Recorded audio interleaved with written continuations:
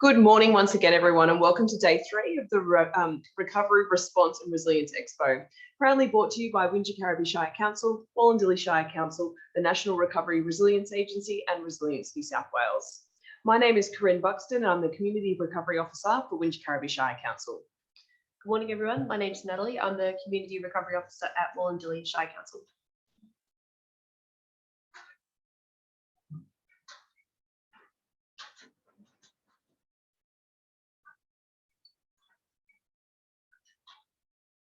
And we also have Kim Hill joining us today from the National Recovery and Resilience Agency, who is a Recovery Support Officer for them. And we're very excited to have you join us for this virtual event online from the many lands in which we meet on today. I would like to now invite Mel Weir, who is the Aboriginal Community Development Officer from Wingecarribee Shire Council and a very proud Arkwell Bundalang woman, to deliver our acknowledgement to country.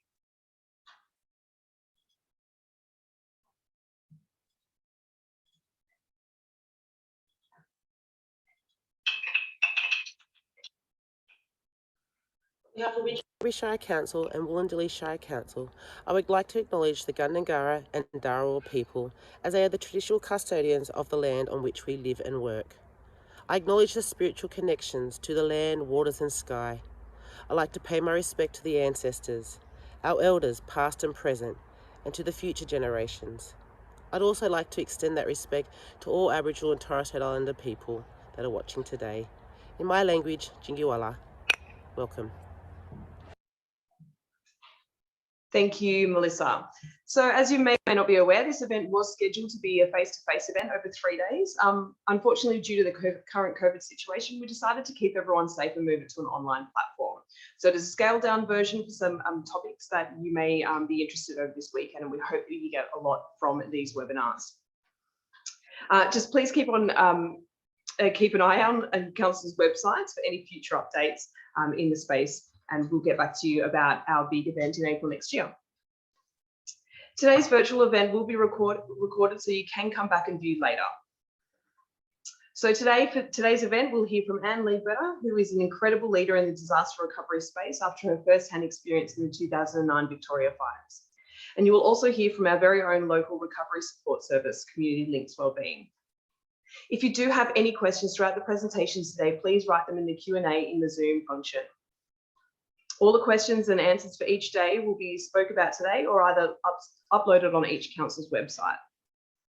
Up next, we do have a short presentation from Rob McNeil from Fire and Rescue, and he's Assistant Commissioner for Regional Operations.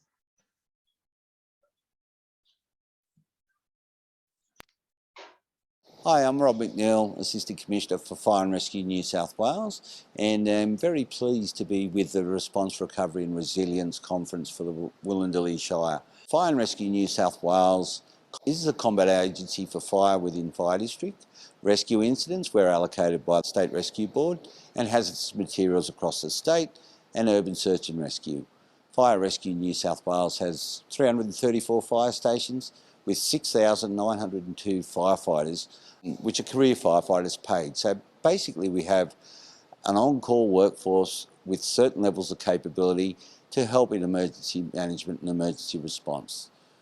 Of that, we have 396 pumpers, 153 tankers, 24 aerial appliances, which are our elevated platforms to assist in structure fires, high-rise structure fires, 37 compressed air foam systems, which has got improved extinguishing mediums for putting out fires, and 120 specialist and support vehicles. Part of this is one of our capabilities, which is the rapid disaster assessment teams, which utilise RPAS, our remote piloted air support systems, to look at the damage and assess the damage so we can prioritise our work with the other agencies and functional areas. We also have 5,750 volunteers, which are our Community Fire Unit volunteers. There's 584 Community Fire Unit trailers throughout the state, which assist communities on the bushland-urban interface in preparing their homes and also having the right knowledge and behaviours to help during major bushfire emergencies.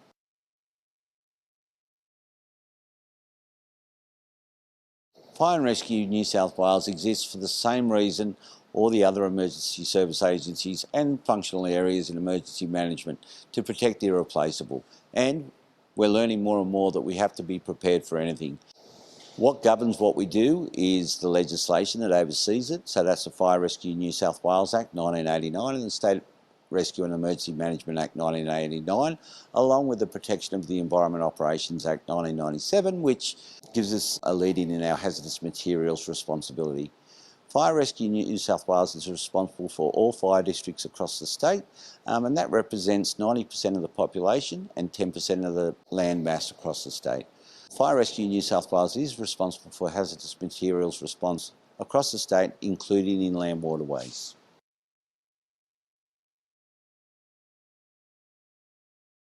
Fire Rescue New South Wales, during the last 5 years, has developed what we call the Plus Plan. And it's all of the combat areas and capabilities that we've developed. Number one has to be prevention, because as with all emergency service agencies, we're far better off to prevent than have to respond to any of the actions. And that requires a culture change, because emergency responders are driven and culturally do lead towards responding to those emergencies. So we are responsible for Fire in Fire District, and we were supported by the New South Wales Rural Fire Service. We're a rescue agency with over 100 accredited rescue capabilities across the state. And as I said, the Hazmat Combat Agency, which we work closely with the Environmental Protection Authority. We also undertake humanitarian aid, which is our urban search and rescue response, and we have that capability both at a state, national and international level.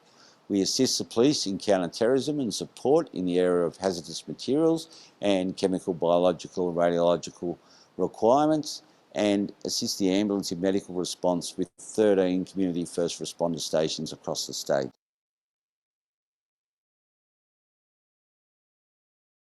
Fire rescue are focusing on prevention activities. We are elevating that with a higher importance in response to change the culture, to make sure that we can implement our programs across the state, such as fire ed, safety visits, installing smoke alarms, working smoke alarms in all properties within New South Wales within Fire District, making sure people have the safe practices. And we do things such as our winter fire safety campaign with great little programs such as keep looking while you're cooking, barbecue safety, winter fire safety, keeping everything a metre from the heater, overloaded power boards. We also work very closely in the structural fire safety area with the Building Commissioner and the National Construction Code to ensure that our buildings are safe.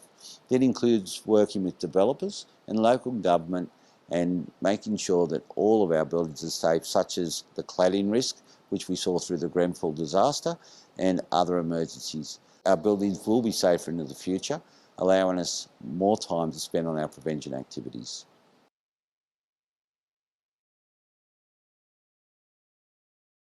Preparedness is one of the most important things we can collectively do as emergency management, including the combat agencies and the functional areas. Fire Rescue New South Wales has a position on all tiers of the emergency management committees, both at the state, regional and local level. That also includes bushfire management committees, rescue management committees, and the whole raft under the State Emergency Rescue Management Act. Fire Rescue New South Wales is also a member of the Australasian Fire and Emergency Services Authority Council, known as AFAC, which assists bringing all emergency service agencies together to make sure that we have effective community messaging in all types of emergencies, such as flood and bushfire, led by the Rural Fire Service and the State Emergency Service. Fire and Rescue New South Wales work very closely with the New South Wales Rural Fire Service to maintain service delivery across the state. This requires adjusting boundaries as areas develop and where commensurate with the risk.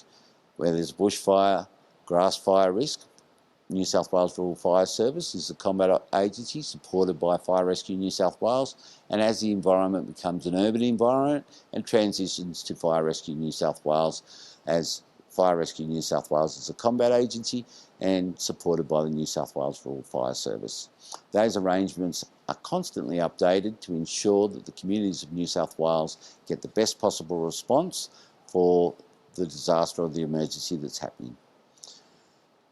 Fire Rescue New South Wales have support roles in all the sub-plans under the EM plans, the Emergency Management Plans, and is the lead agency on Hazmat and Urban Search and Rescue Plan.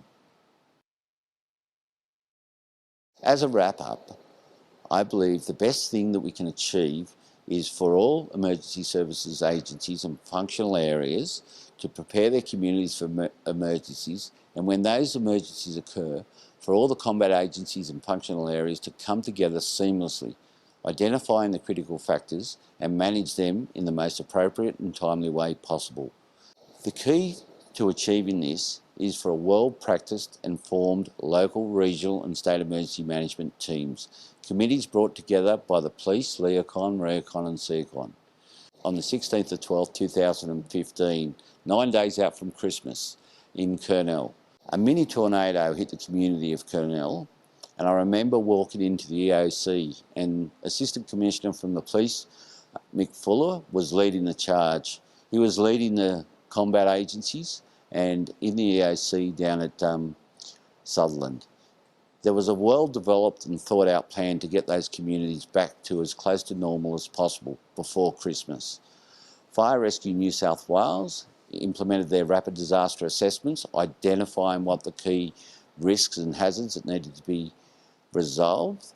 The teams from the energy authorities, the councils, garbage removalists, Fire Rescue New South Wales hazmat teams and the SES Storm and Tempest teams, supported by the New South Wales Rural Fire Service, methodically went through the streets, making safe, restoring power, removing waste, making asbestos safe to get the communities of Kurnell ready for Christmas, which was greatly appreciated.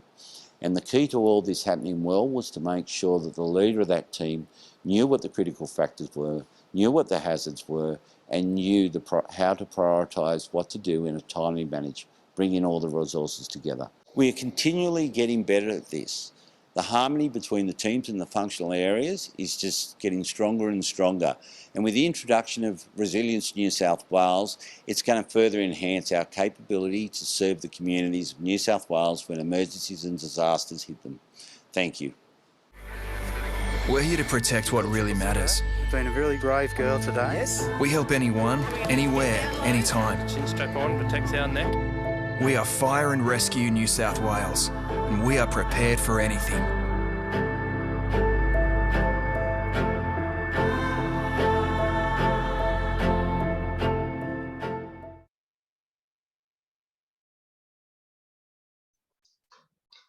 Thank you so much to Assistant Commissioner Rob McNeil for that video. And it's a really great video and just really highlights that need for collaboration in this space, both during response and recovery. Just before I introduce Anne Leadbeater, I also just wanted to touch on the fact that today we will be covering a lot of content.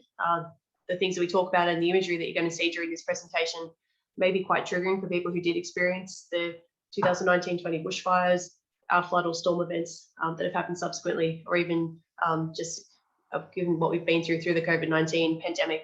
So if there is anything today that makes you feel as though you would like some additional support, Kim has just popped in the chat some of the contact details for some of the local support agencies that are available if you do feel like having a chat with somebody after the session today.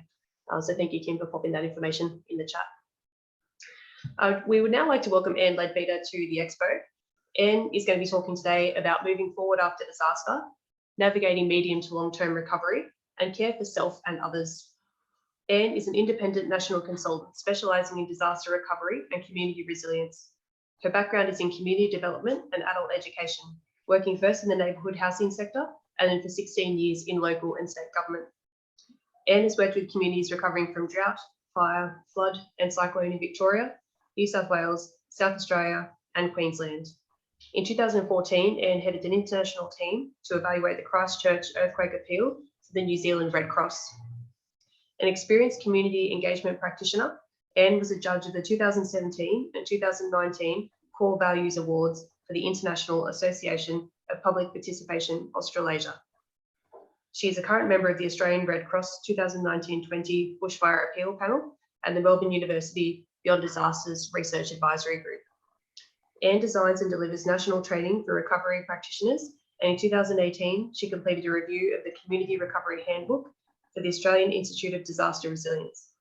Anne lives in Kinglake, Victoria, and was awarded a Medal of the Order of Australia for her work in the aftermath of the 2009 Black Saturday bushfires. Welcome, Anne. Thank you. Thanks, Natalie, and thank you very much to everyone for having me here today.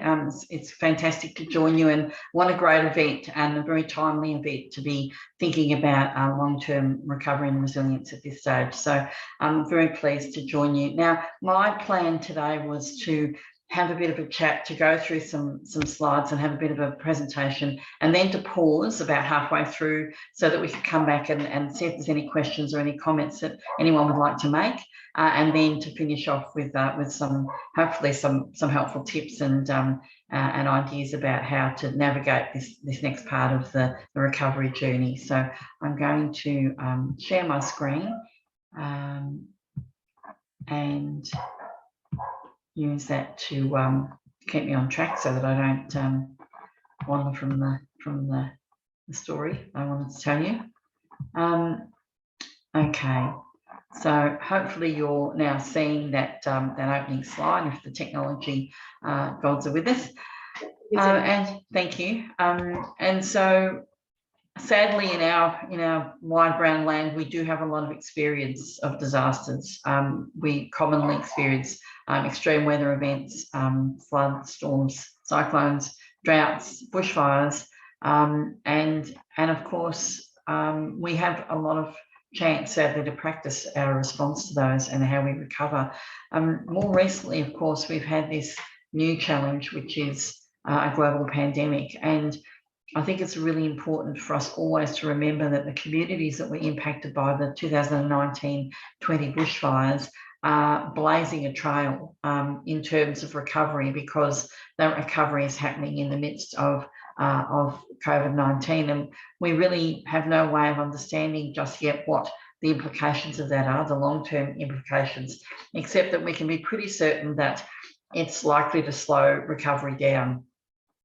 Things that perhaps would normally happen in the first year or the first 18 months potentially haven't been able to occur because of the impacts of COVID. So I really want to encourage people to understand that this is quite an untested environment, and if things feel really difficult, it's probably because of that added complication.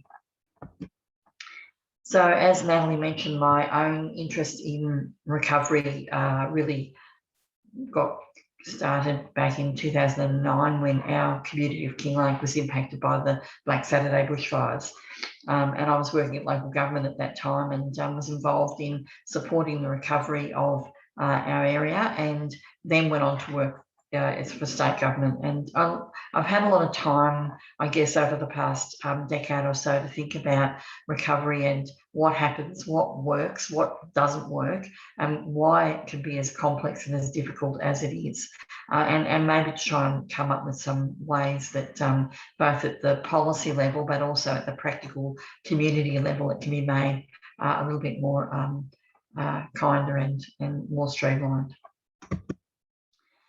So I don't need to tell any of you this, but it's worth noting for people who work in disasters to remember that first and foremost, disasters are about people.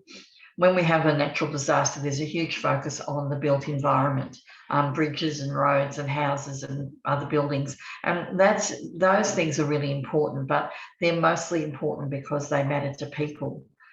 So people need to be at the centre of all of the decisions that get made, all of the initiatives and programs that get established need to work for the people that they're intended to serve. And that's sort of a key message I think that we need. It's worth repeating.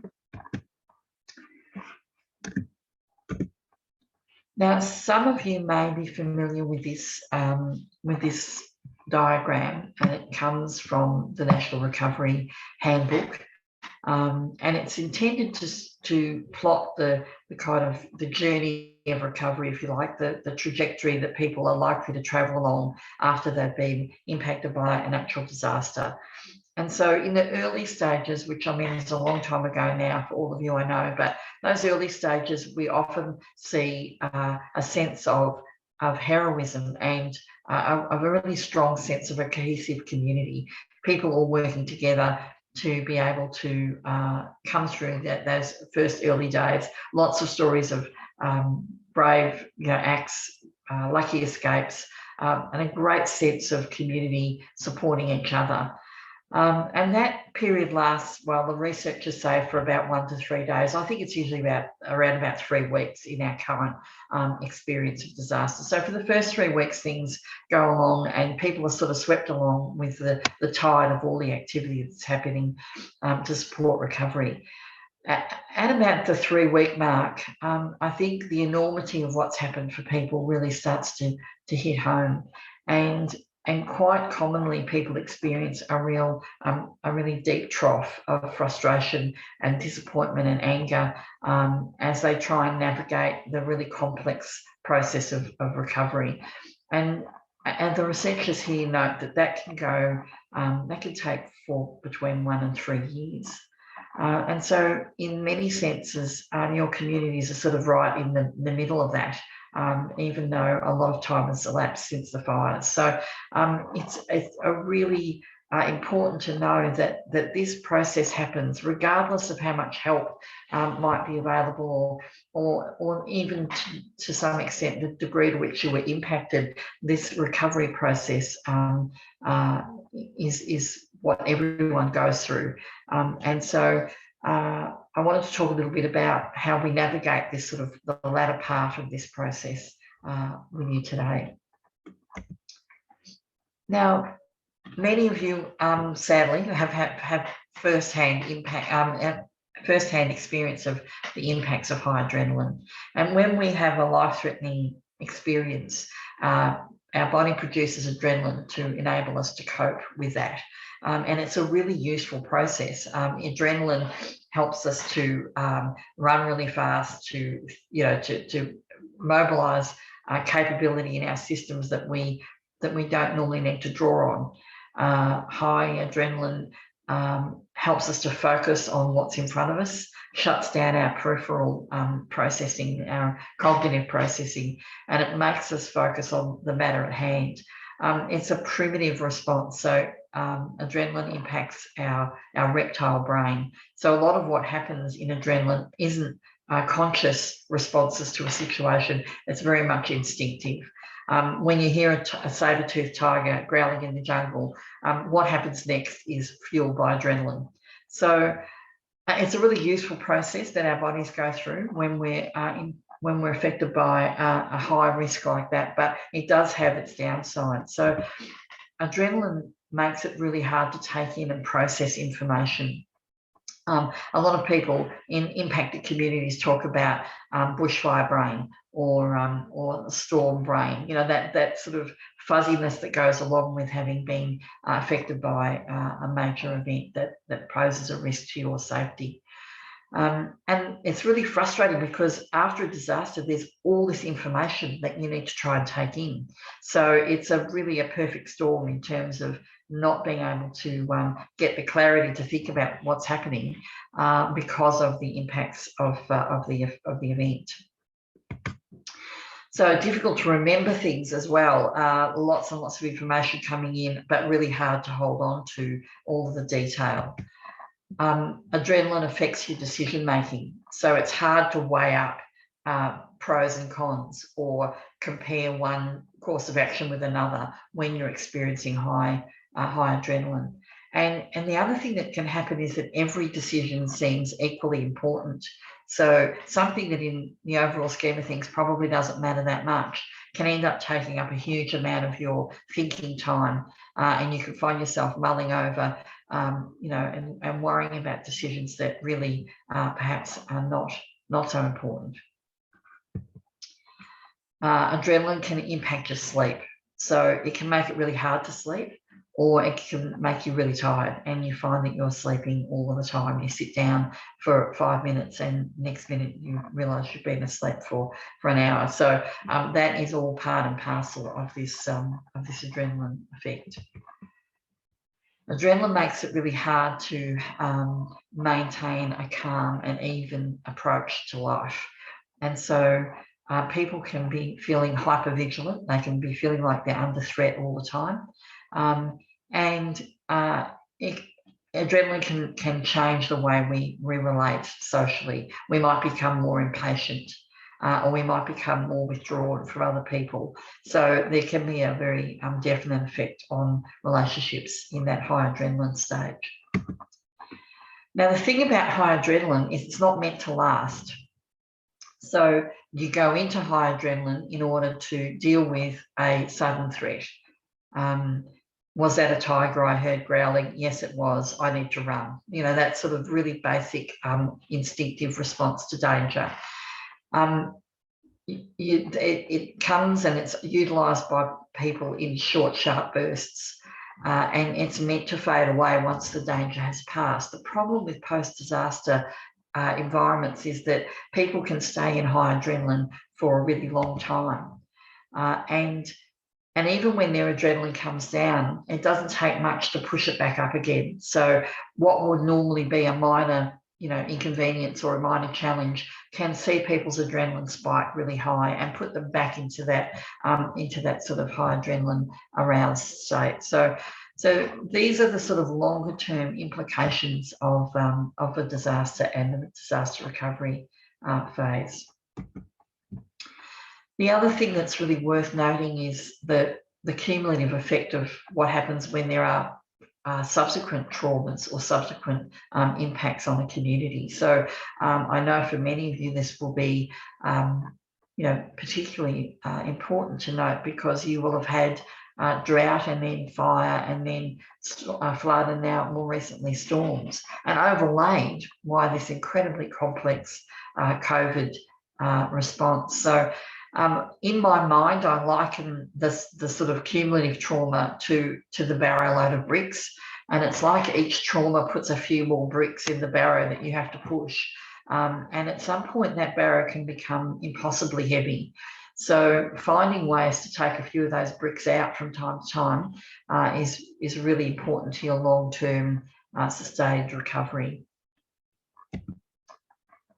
So it's also important for us to understand that the grief experiences don't happen the same for everyone. So there is a pattern to the way we grieve, and the pattern is there on the screen, the stages of grief. Sometimes there's 5 stages, sometimes some researchers talk about 7 stages, but it doesn't really matter terribly much. The main thing for us to understand is that each of these stages needs to be worked through in order to be able to get to a point where you can live a life that you value once again. So people who, with the best of intentions, encourage others not to be angry about the disaster or not to feel sad, or not to feel guilty, are actually stalling that person's recovery, because you do need to experience all of those emotions in order to be able to recover from this event.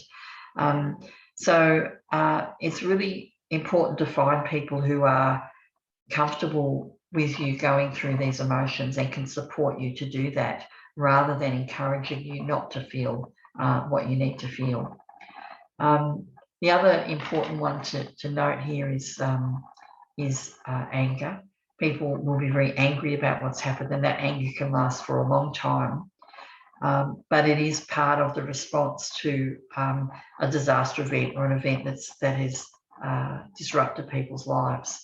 And it's also very natural for people to feel guilty in the post-disaster environment. So people can feel guilty because they still have their house, while their friends and family may have lost their homes.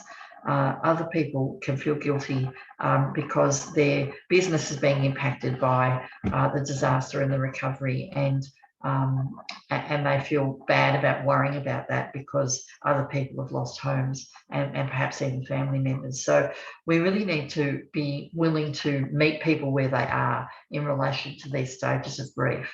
And be accepting and kind when we're interacting with people, because it's pretty hard to always accurately predict where people are and what sort of emotions they might be experiencing.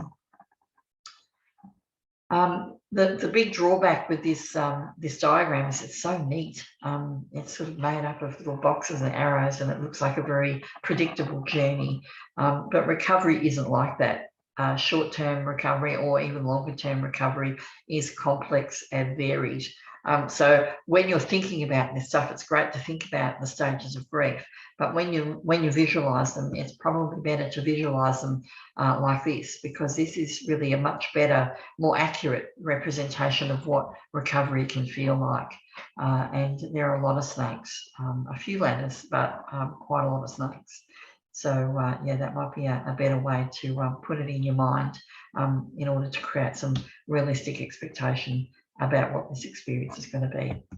So I just want to pause there and come back to you and stop sharing my screen for a moment so that we can have the chance to have a bit of a chat, have any of your questions answered, and see how we're travelling. Thanks so much, Ian. Great information in there, and there's a lot for people to take on board. So very happy for anybody to put any questions or comments that they have in either the Q&A or in the chat section. So then that way Ian can answer those for you.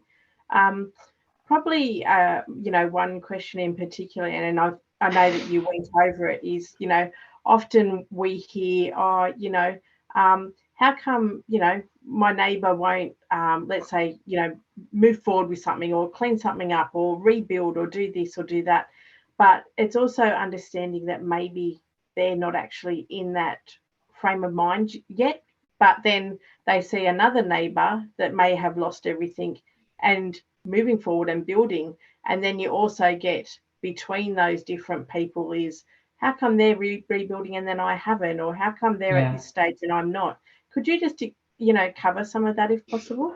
Yes, certainly, Kim. It's probably one of the hardest things, I think, to be in a recovering community and to see the recovery, as you know, rolling out at different rates for different people. And there are a myriad of reasons why that happens. But importantly, if we sort of think about it in another way, we can tend to think of people who've been impacted by disaster as all being the same, because they've all been exposed to the same event. So, you know, the people who are affected by a particular cyclone or a storm or a fire, there can be a tendency to say, okay, well, those people have that in common, and so therefore they're all at the same place in their recovery. The fact is that we don't all go into a disaster on a level playing field. So we take whatever's happening in our lives with us as we go into this experience.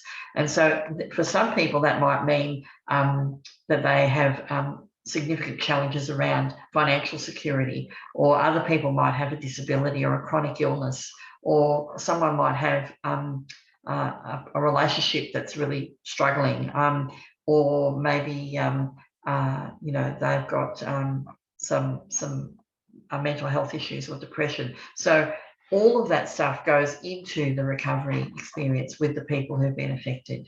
And so when you think about it in that way, it's less surprising that there's variation in the way people are recovering, because all of their situations are quite unique.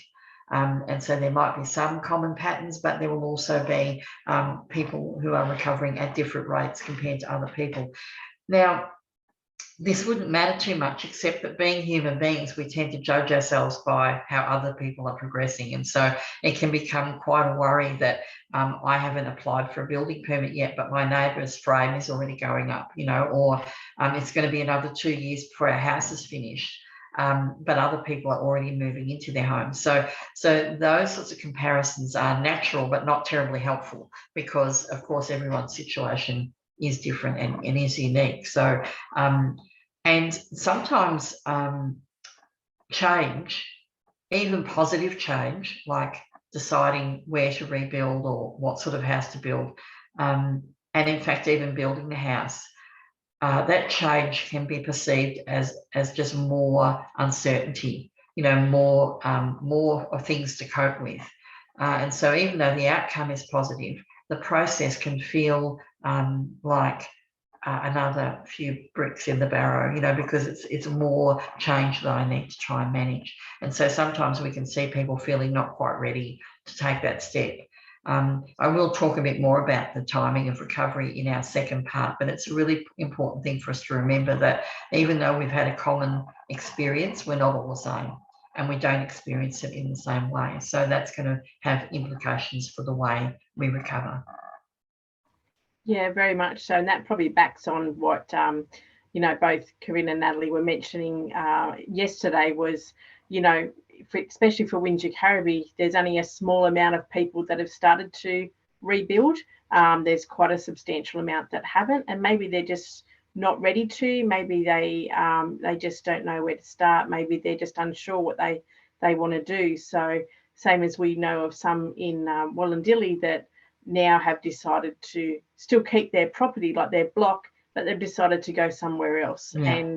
And that's okay too. That's whatever works for them. So I think we had everybody, we had all of those decisions being made in our community, and the thing about those decisions is they take time. It takes time to actually sit with this disaster experience and work out what it means for you. Some people decide to stay, but then as the next fire season comes around, they decide they can't do that anymore, and that's when they'll choose to move. Some people will rebuild their homes and then put their new homes on the market, you know, so there's all sorts of responses that we see, and what we have to know about those is that they are right for the people who are making them, even though they might be different choices from someone else. So it's really important to know, though, that that rushing that process might seem logical, but it doesn't actually end up with a better outcome. So we really need to support people to take the time they need to make the decisions that are right for them, because not doing that, I think, adds you know, significantly to the difficulty of recovery. Yeah, very much so. You know, as you said, we don't know what else is happening in their life as well, on top of, you know, losing their home or other things that may have happened as well. So, and this may be something you may touch on later on. So sorry if I'm jumping ahead, but probably another key issue that comes up a lot is how children actually, you know, go through this in this space as well. Is that something you can elaborate on? I am going to mention that, so we might talk about that as we do our second part for sure. Yeah. Natalie and Corinne, have you got any questions that have come through to you? We haven't had anything come through on the chat yet, but I know that they were just a few questions that community had asked of me beforehand that couldn't jump on today. So. Sure. No questions yet, but probably just to make the comment that those things don't just apply to rebuilding homes. It can also, we're also seeing how that impacts with reaching forward for assistance and still meeting new people now after the fires. We had a new referral this month as we approach the second anniversary, and I think that's so important for people to consider too, that people are going to reach out for assistance in different ways and at different times throughout this journey as well. And I just want to really let people know that if there is anybody watching today who hasn't reached out to council for assistance or hasn't reached out to the services, that we're all still here. We're still happy to hear from people that we haven't had contact with yet. Yeah. We have got a question in there at the moment, and so we've just been asked, is there a point or a stage where someone needs to be pushed if they appear stuck?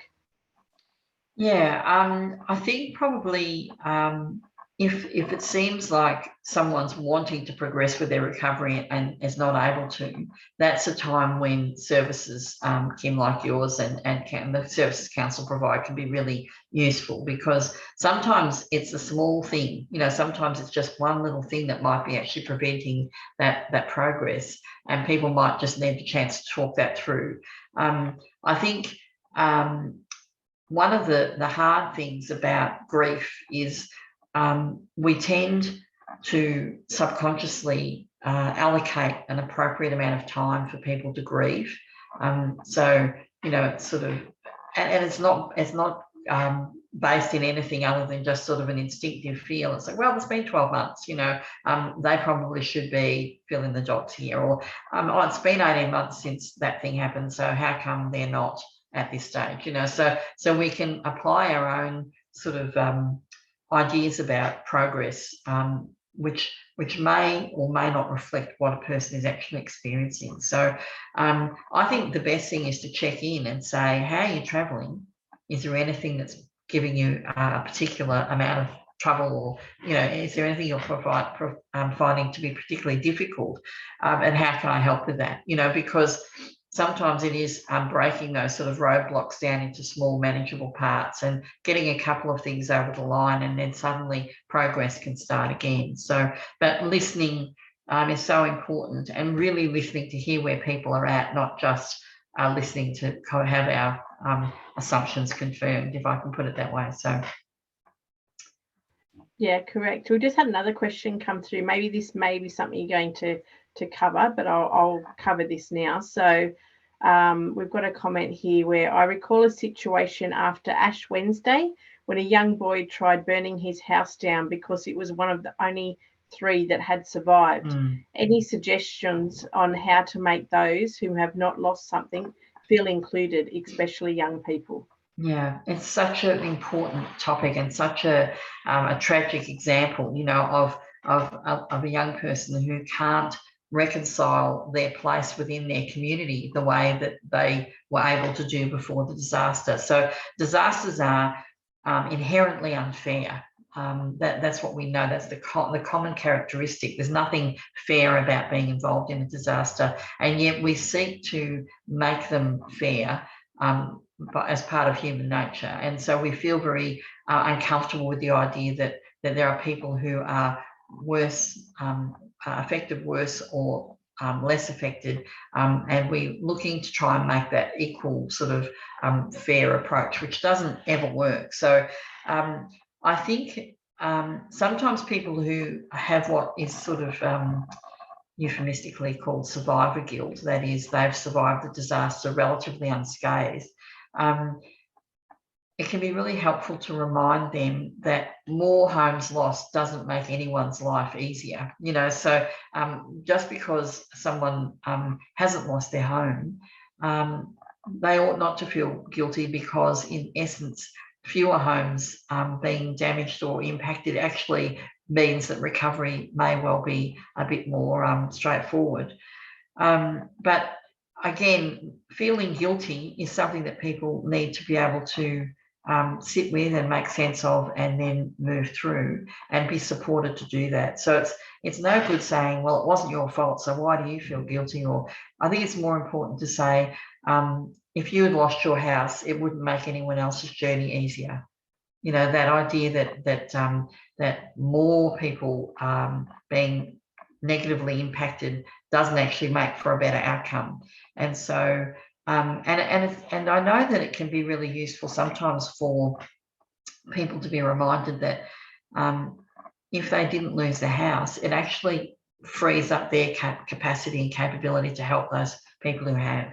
You know, so if you've still got everything and you haven't been directly affected by the disaster, that might be a good time to think about what you might be able to contribute to the recovery because of that. And that's really useful, because we're looking for, you know, we need for the people who've been really profoundly affected to be able to be supported by those who still have a bit more capacity, because perhaps the impact for them hasn't been as bad. The other thing I would say, though, about this is that you don't have to have had flame on your property or floodwater through your house to be affected by a disaster. And it's really, really important. And, you know, we're looking at this terrific example that we've been provided by COVID. It's not right to say, unless you have had COVID, it hasn't affected you, because everyone's lives have been impacted to a greater or lesser extent by this virus, whether or not you've actually contracted it. And so it is with natural disasters as well. The sense of disruption to lives, of uncertainty about the future, the distress that we feel on behalf of other people, and even the impacts of you know, the damage to our environment, all are experienced by people irrespective of whether their own individual property was affected. So it's important for people to know that you know, that impact can be very wide-reaching and widespread, and it belongs to the people who are experiencing it. So it's not anyone else's job to say you should feel like. You should be feeling like this because this is your situation. No, you know, you just need to listen to how people are feeling, not tell them how they should feel. So, yeah. Yeah, so true. Yeah. Yeah. And even just by helping, it can be something as simple as, you know, just reaching out to your neighbour and saying, hey, do you want to have a cuppa and just have a bit of a chat, you know. doesn't need to be anything strenuous. So, yeah. There can emerge in communities what has been referred to as a hierarchy of grief. And it's sort of like, well, these people are at the very pointy end of the grieving. So, you know, I'm not worthy of feeling sad because my situation isn't as bad as theirs. You know, that's not helpful, because in order to process grief, you have to experience it, you have to sit with it, you have to understand it, you have to be able to express it. So it can be useful to maybe to find people who've had a similar experience and talk to each other about what that experience has been like. But okay, two people who didn't lose their homes, but who've been working really hard to support people who have, they may be able to have a conversation around grief and how they feel that might work more effectively than someone who's lost their house and someone who hasn't, you know, so that can be, you know, one strategy. But at the end of the day, we go through this as whole communities, and we need to respect and understand that everyone's experience will be different and will last the time that's, you know, right for them. So. Exactly. We'll just go, we've got one more question here, and then we might move to your next part of your session. Yep. So the other question we've got here is, where do you see trauma-informed community development fitting into recovery, or is it the main focus? I think community development after a disaster is it's a critical factor, but trauma-informed is the really important part to sort of put in front of that. So it's really interesting when a community has a disaster, and very often all the well-meaning supports sort of flow in, money for new projects, money for new activities, and lots of focus on making the community better, or, you know, helping it to recover. But sometimes all of that stuff is just more hassle and more anguish for the people who are trying to sort of get their lives back together, you know. So I remember our community being told we had to have our recovery plan by the 30th of March, so that it could be incorporated into the statewide recovery plan by the 30th of June. We had the fires on the 7th of February, and we lost 46 people in our community.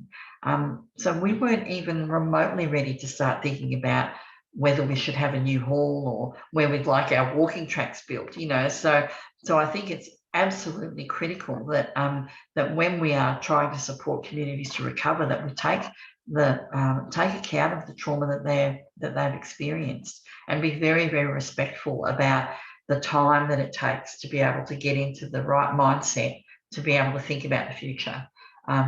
Because yes, we love to get in there and build new stuff and be able to snip ribbons and, you know, launch new programs, but unless that is informed practice, then there's a very real possibility that we make people's situation worse.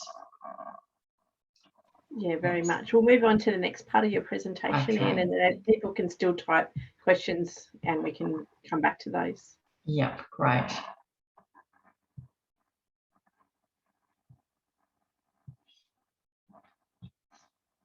Just bear with me while we get to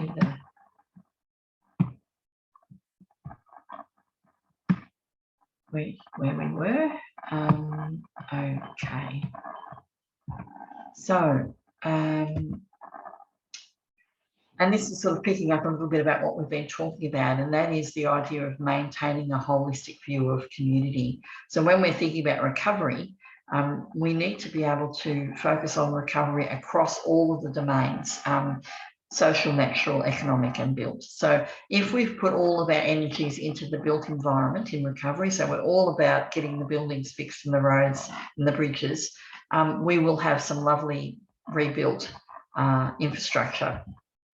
But that on its own doesn't automatically equate to a recovered community. So, and I think it's important for us also to know that communities are systems, and recovery is a system as well. So when we do something in one part of the system, it's very likely to have a corresponding impact somewhere else in the system. So we need to understand what that looks like. You know, we don't want to chop down all the trees, for example, in order to make make the area less fire prone, because the natural environment and natural recovery is negatively impacted by that, even though it can sometimes feel like the logical thing to do. So if we have a lot of donated goods coming into the community, then there can be an impact on the economic recovery. So it's just about making sure that we maintain that holistic view, and that we're keeping track of making sure there's a focus in all 4 of the recovery domains. So some things we know about recovery. We've talked about the pace and speed. There isn't any one right speed or pace for the recovery to happen. For some people, it can't happen quickly enough. Other people need a bit more time to be ready to move into the various stages of recovery. So I think it's really unhelpful to try and prescribe a speed or how quickly things should happen.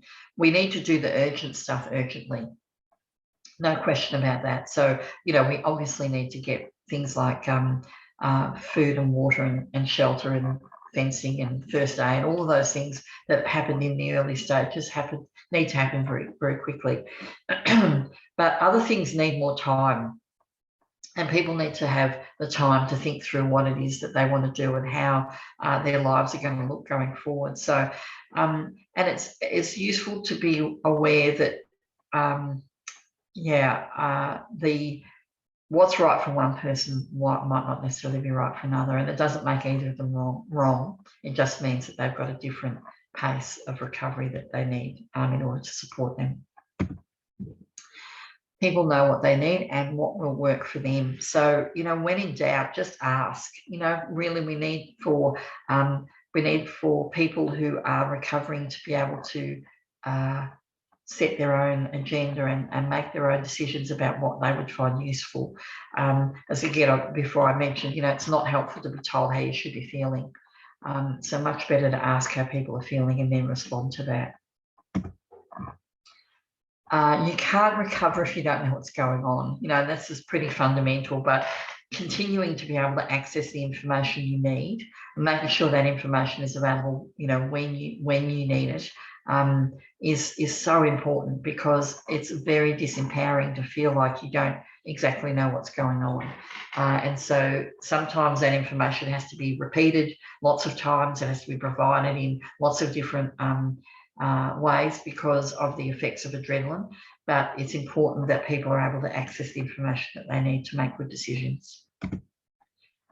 And similarly, connection is what underpins a community being able to be resilient. And this has been a particular challenge in relation to COVID, because all of the things that we would normally recommend that communities do to overcome a natural disaster, they haven't been able to do in quite the same way, because we haven't been able to get together for events or, visit each other in our homes and families getting together. So there's a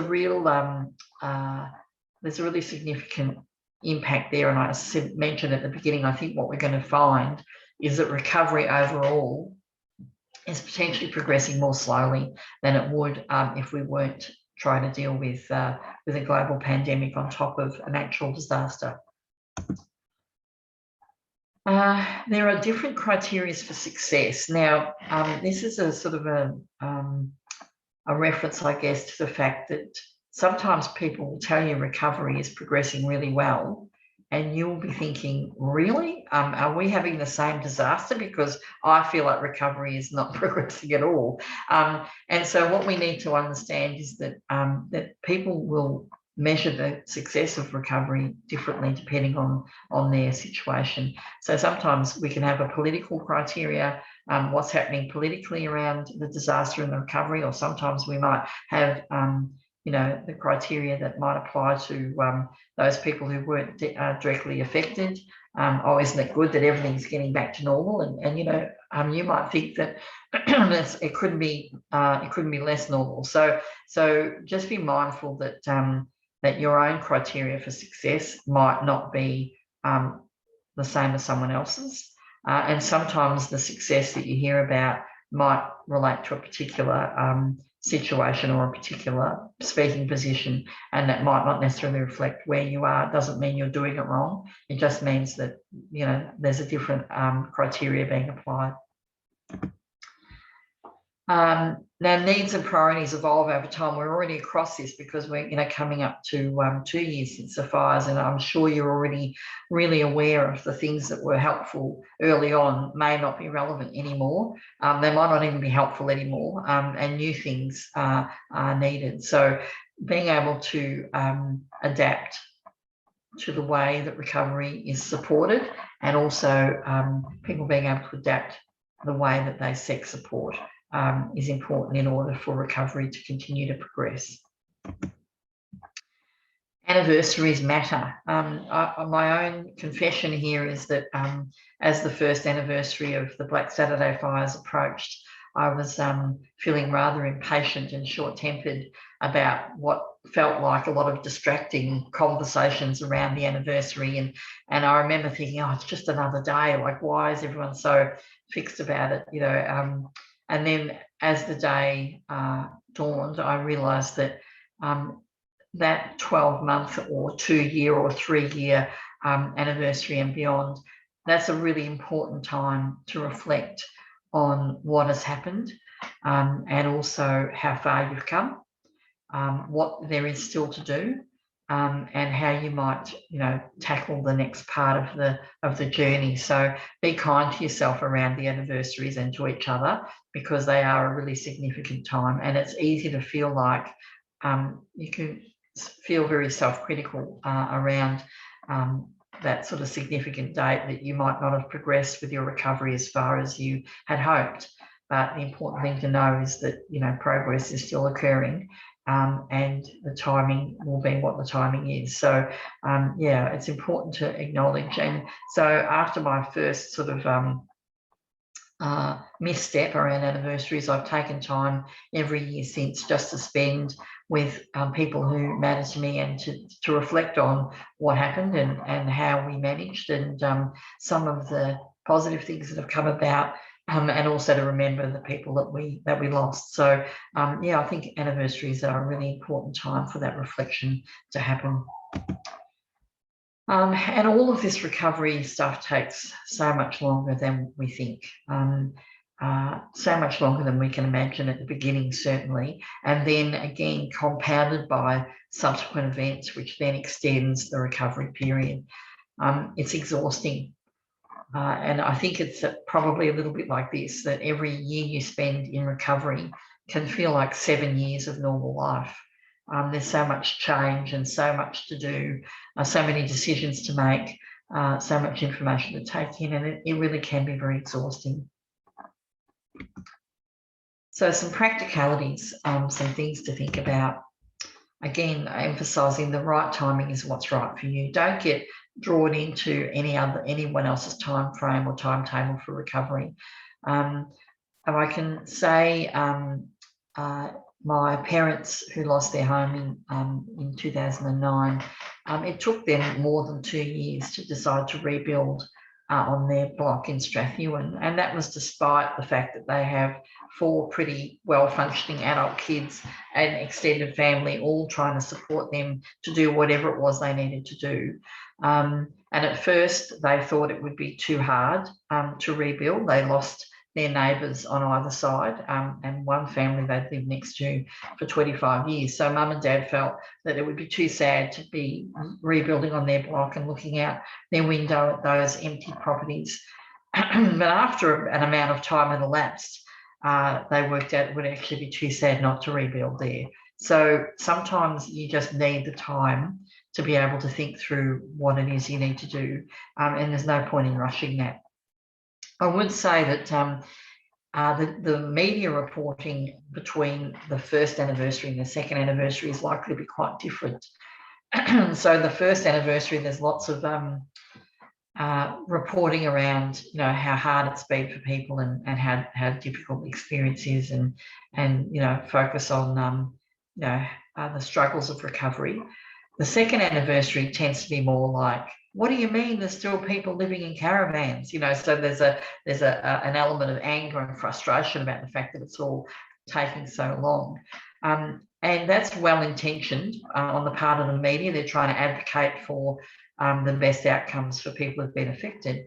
But what it can end up doing is making people feel bad about their own progress, and can make them feel like they haven't got as far with their recovery as they should have. So try and resist the temptation to get drawn into that. You're doing the best you can, and you're working on the time frame that's right for you. It can be useful when you feel ready to think about reconnecting with the things that you used to do before the disaster happened, things that you enjoyed doing, and you might have already done this, or maybe you haven't yet, but things that you liked to do before are probably going to be things that you'll like to do in the future, and sometimes you have to make a conscious effort to actually pick those things up and reconnect with them, and find the joy that they used to give you. And some days are better than others, you know, and that's true of ordinary life. It's certainly true of recovery. Some days you just have to, you know, get back under the doona, and that's okay, because hopefully the day after that will be a bit easier. Sometimes things go really well and you have a really productive day and you get lots of things done.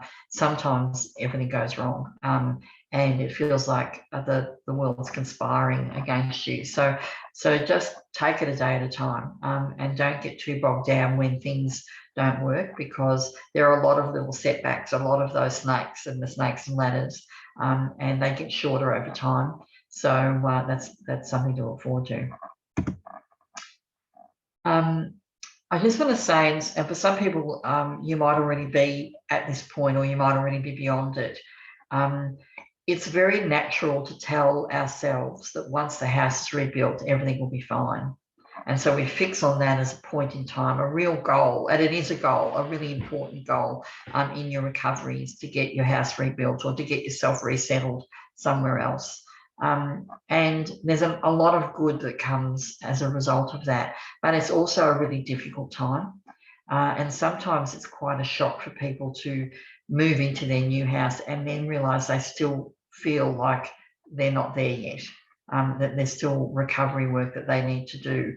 Sometimes the new house can even be quite distressing because it's not the old house, and you're forced really in that moment to contemplate that, you know, this is your new life, and your old life is not really available to you anymore. So it's really important to look forward to the future and to look forward to having your home rebuilt. I'm not suggesting for a moment you shouldn't do that, but just know that it will come with potentially a sense of sadness about that sort of transition from the life that you had before the disaster to the life that you have now. It's also a time when often people have to take stock of exactly what they've lost, because you have boxes of things in people's sheds and people, you know, other boxes of things that you've got with, you know, family members, etc. And then suddenly when you get into your new home, you've got all of whatever remains there for the first time, perhaps, and it can be quite sad and distressing to realise perhaps how little of your old life you've managed to bring with you. But this too shall pass, and you make new memories and new happiness in your new home as time progresses. So just sort of know that will be how that works, and don't be too hard on yourself if you feel like that should just be an entirely joyous time, and there's still some sadness that's connected with it. Similarly, the well-intentioned question of aren't you over it yet, and often it's not quite that blunt.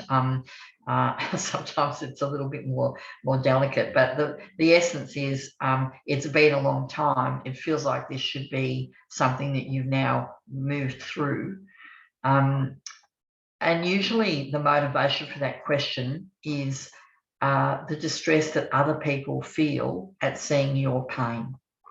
So I need you to be okay because it makes me sad to see you sad, that kind of thing, which, you know, is understandable, not terribly helpful, but it is understandable. My mum, who is not a writer at all, started to write poetry after the fires, and it helped her to express how the experience had made her feel and how recovery was affecting her. Her very dear friend said to her, "Oh, Agnes, you should stop writing those poems. They just make you sad." And so she didn't understand that being sad was part of the process, and being able to work through that sadness was what was needing to happen, not avoiding it. And so she meant well, but her advice was not helpful because that process was actually really useful for mum to be able to do that. So just be mindful that the more time that elapses, the more likely you are to potentially hear those sort of comments from well-meaning people. They mean well, but they don't actually understand what this process is like. So and they're worried about their discomfort. You need to look out for your own emotions and your own experience. Impacts for kids and young people are very profound, and we could have another 2 hours talking about this topic, but it's important to know that as the adults get their act together and sort of get their recovery a bit more on track, that's often the time when the kids feel safe to be able to express what's happening for them. And so it can seem quite strange because it's like, well, things are just getting better, and now the kids are coming unglued and having nightmares and etc.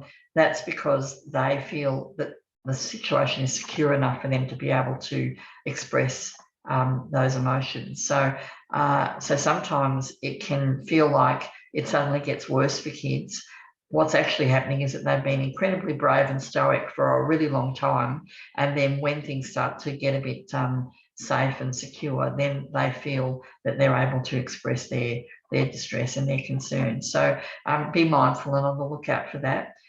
Red Cross has some great advice about parenting after a disaster, but it's really important to know that everything that adults go through, kids and young people go through as well, even really little kids. So making sure that we're including them in the recovery process is very important.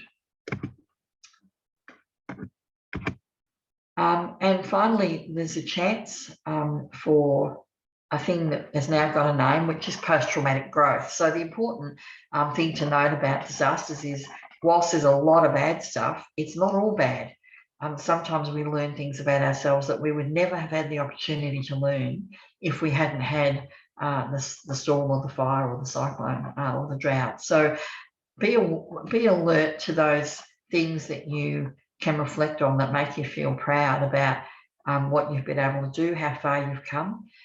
Maybe observe them in other people. Oh, it was really great how you took charge of that, or it was really terrific how you managed to do that thing, or I really like your poem. Those things that will help to give people some confidence and acknowledge how far they've come. And look after yourselves. It's a really glib thing to say, but this is the hardest work you'll ever do. And so taking time to do what gives you joy, what helps you top up your tank, taking time out and time away, taking a holiday if that's what you want to do, being around people who lift you up and give you confidence and whose company you enjoy is probably one of the most important things, more important perhaps than what colour the tiles are going to be in the bathroom, or what paint you're going to paint on the fascia. Taking time to spend time with people who can offer you that support and comfort and confidence is a really good investment in your own recovery.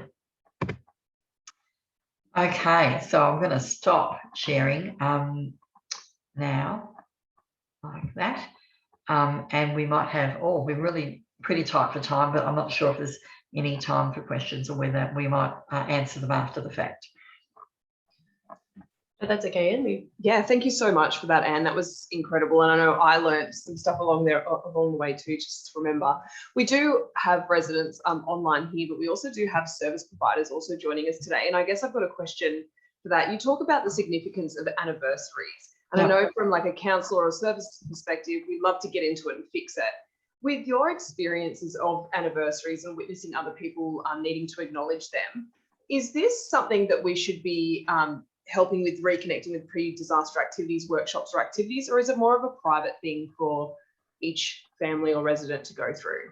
I think it can be both. I think sometimes a really well-structured and appropriate event or acknowledgement can be really useful for people, and certainly there's lots of examples of those. Sometimes you know, people might choose to create a memorial or you know, have an event, an annual event to acknowledge the impacts of the disaster. But it's also important for people to engage with that if they feel like it's right for them, and not to be made to feel bad if they don't, because sometimes all people can do is spend some time in quiet reflection themselves. That's all they're up for. So, and that's totally right for them. So I think it's about being aware and alert to people's different needs, and asking, you know, what would you like to do? What would be right for you at this time? You know, that's probably the way to approach it.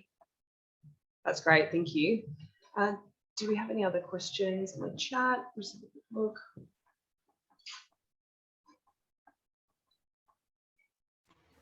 There's nothing there at the moment, girls. So maybe if we've got anything else, if Anne needs to go, or she's welcome to stay, then we can take them on notice and come back to her. So there is one that just came through. Okay, while we understand the trauma that individuals go through, are there specific disruptions that happen at the community level that should be addressed? Yes, so communities will often reform after a disaster in a way that's predictable but not sustainable. So everyone becomes very close. Everyone's sort of in everyone's business, you know, like it's quite a strange space to be in, and that can last for a period of time, but it's not normal community structure. It's not normally the way communities operate. So so those super close relationships over time will start to dissipate, and people will go back to socializing with the people that they, you know, have things in common with. Groups will reform, and the focus will be less about the disaster and more about what the community values. So that's a very normal and natural process, but what we want to do is support that to happen in a way that doesn't create further distress, and they're helping people to understand that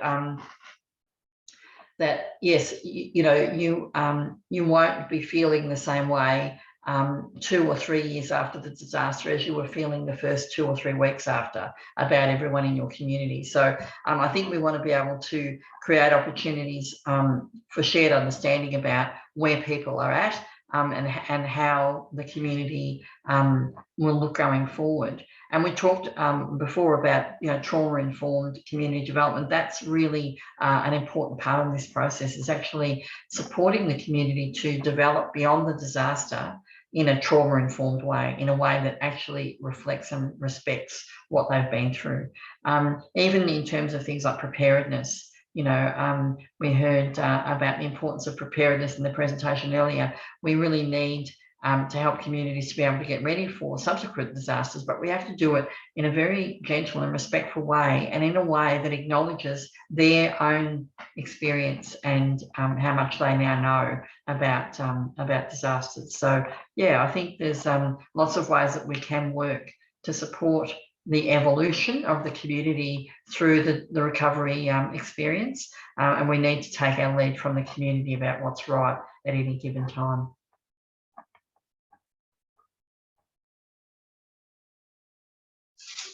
Thank you so much, Anne, for your time today. Just really, really acknowledge that you've taken time out of your Sunday to be with us today, and your knowledge is incredible in this space. And yeah, if there's any further questions that come through, we might reach out to you. But thank you again so much for your time. We appreciate you coming along today. Thank you very much for having me. My very best wishes to everyone, and it's a great initiative today. So well done to everyone that's been involved in presenting it. Thank you. Thank you. Thank you so Thanks much, so much, Anne. Okay, we're just going to have a short break now while we welcome our next panelists and get the room set up. While we are doing so, We're just going to play a video that we have filmed as part of a project, a bushfire recovery project here in Wollondilly. So this was a project that was made in partnership with the Rotary Club of Wollondilly North, and it was called Youth Voices. And it was around supporting the children and young people of Wollondilly in their recovery from the fire, hearing a little bit about their recovery journey and how they'd like to be supported moving forward with disasters or resilience and preparedness. So it is quite an emotional video. So if there's any questions that come up after, we're happy to take questions about that before we go into our next panel presentation. But yeah, I hope you all enjoy this film. It's called Youth Voices, and it was filmed in November last year with a group of young people from Wollondilly with support from the South West Sydney Primary Health Network, psychologists from those teams who've been working in recovery as well, and the Rotary Club of Wollondilly North.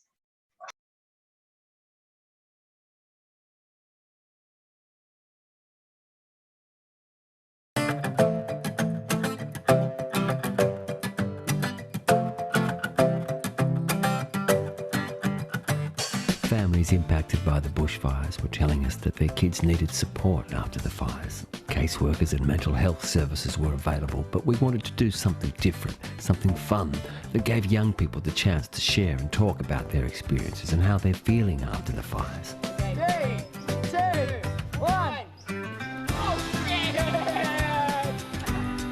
2019 and 2020 have been difficult years for all of us in Wollondilly. We knew these kids and young people were already extremely resilient. They've been through fires, flood and COVID-19 in 2020, as well as many other challenges. So we created Youth Voices, an opportunity for young people to further realise their own inner strengths and resilience, a chance to be with other young people to support each other through something risky, to push yourself out of your comfort zone in a safe and supported way together. Whether it's doing a giant swing, climbing something really high, crawling through a dark and confined space, or being interviewed for the film. These kinds of activities can all help improve a young person's confidence, self-esteem and resilience. To ensure we provided a fun and safe environment, we held the event at Cataract Scout Park in Atley, with qualified child psychologists and social workers from At Full Potential and the Community Links Reframe organisations to provide a safe space to share stories and learnings. We hope that courage and strength they found can be used to get them through future challenges of everyday life and growing up. We are so proud of all the children and young people who participated in Youth Voices.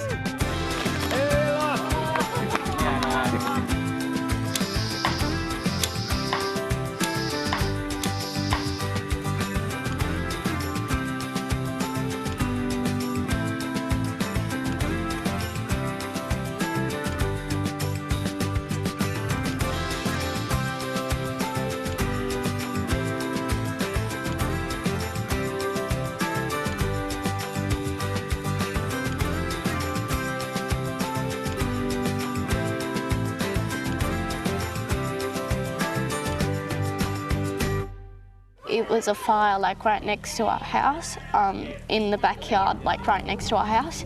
So we had to evacuate because there was a whole bunch of black leaves everywhere. It was very smoky. So we evacuated to my auntie's house, my other auntie, for about 3 nights. We rang all the Christmas presents just to make sure, and we were really scared. My dad took like this shortcut thing. Everything was on fire, and I used to always, there was this creek that we had to go past, and it was on fire that me and my brother had really cool times in. Like we'd go down there and catch like yabbies and stuff. I'd have a little boat that I'd go around. He'd always go faster.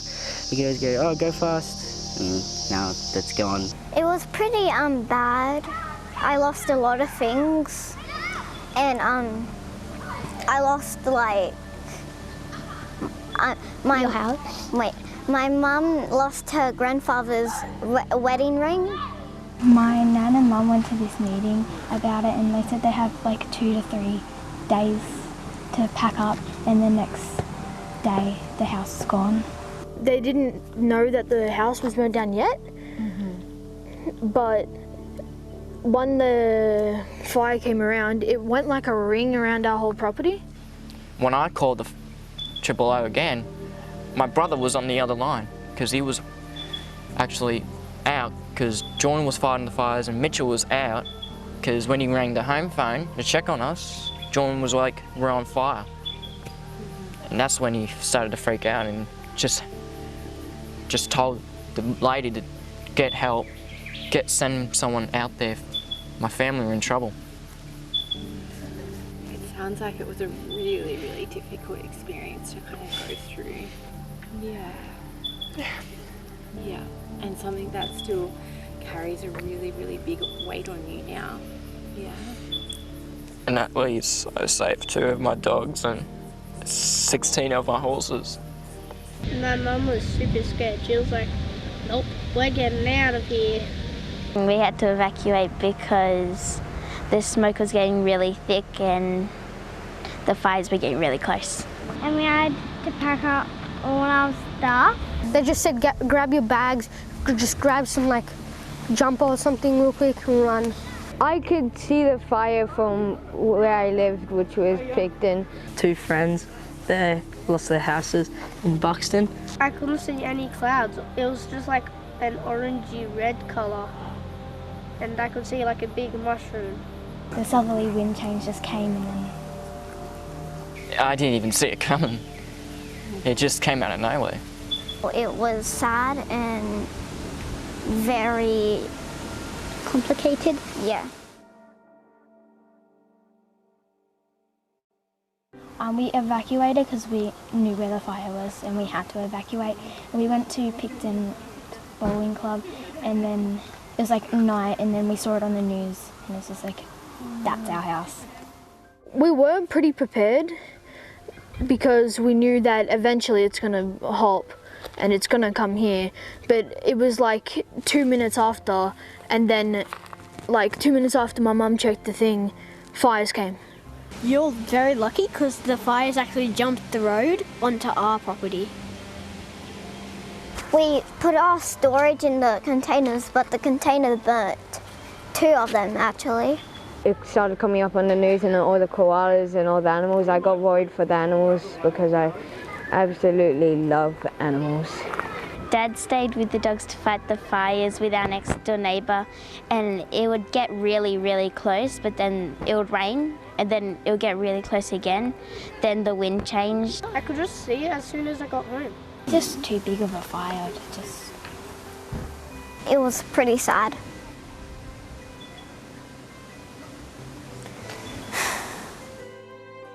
They lost everything. So, and like to look at what, like I'm lucky and what I have compared to what other people have, like that have lost their homes. I'm just like, I wouldn't take anything for granted because like, yeah. It's a real good thing that people share their experiences with the fire because it's like a darkness that's just there and it's not really getting released, but then when that darkness gets released you feel free and not so sad anymore. After the fires went, we made different gates just scattered around everywhere just in case it happens again. We have gates scattered around so then they can go. Like, don't say, oh yeah, no, it's okay when everything could be gone. Like say, okay, we need to get this stuff, something could happen. Like don't tell them you're gonna die. Like tell them like slowly. Think that you're gonna build a new house and it's gonna be twice as good. It's gonna be so much better. You're gonna have so many more memories in that and it's gonna be even better. Even though you've lost your house, you still got your family, you still got loving people to support you, and at least, and when you have them, then there's nothing to really worry about.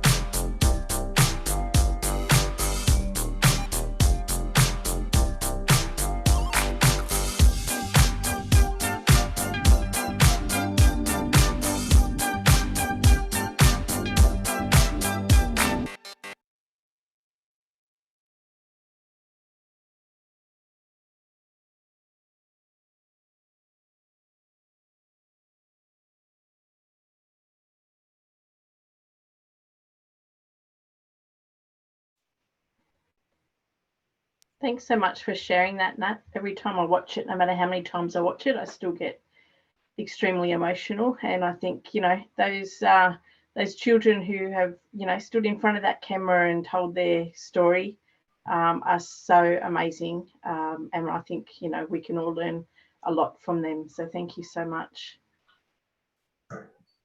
No, it's a great video. I think it really shows the resilience of our young people, but it also shows that they really take in so much. And I think that we really need to be mindful of that they do see a lot and hear a lot during disaster. We need to give them that space to share those stories and to move forward from that.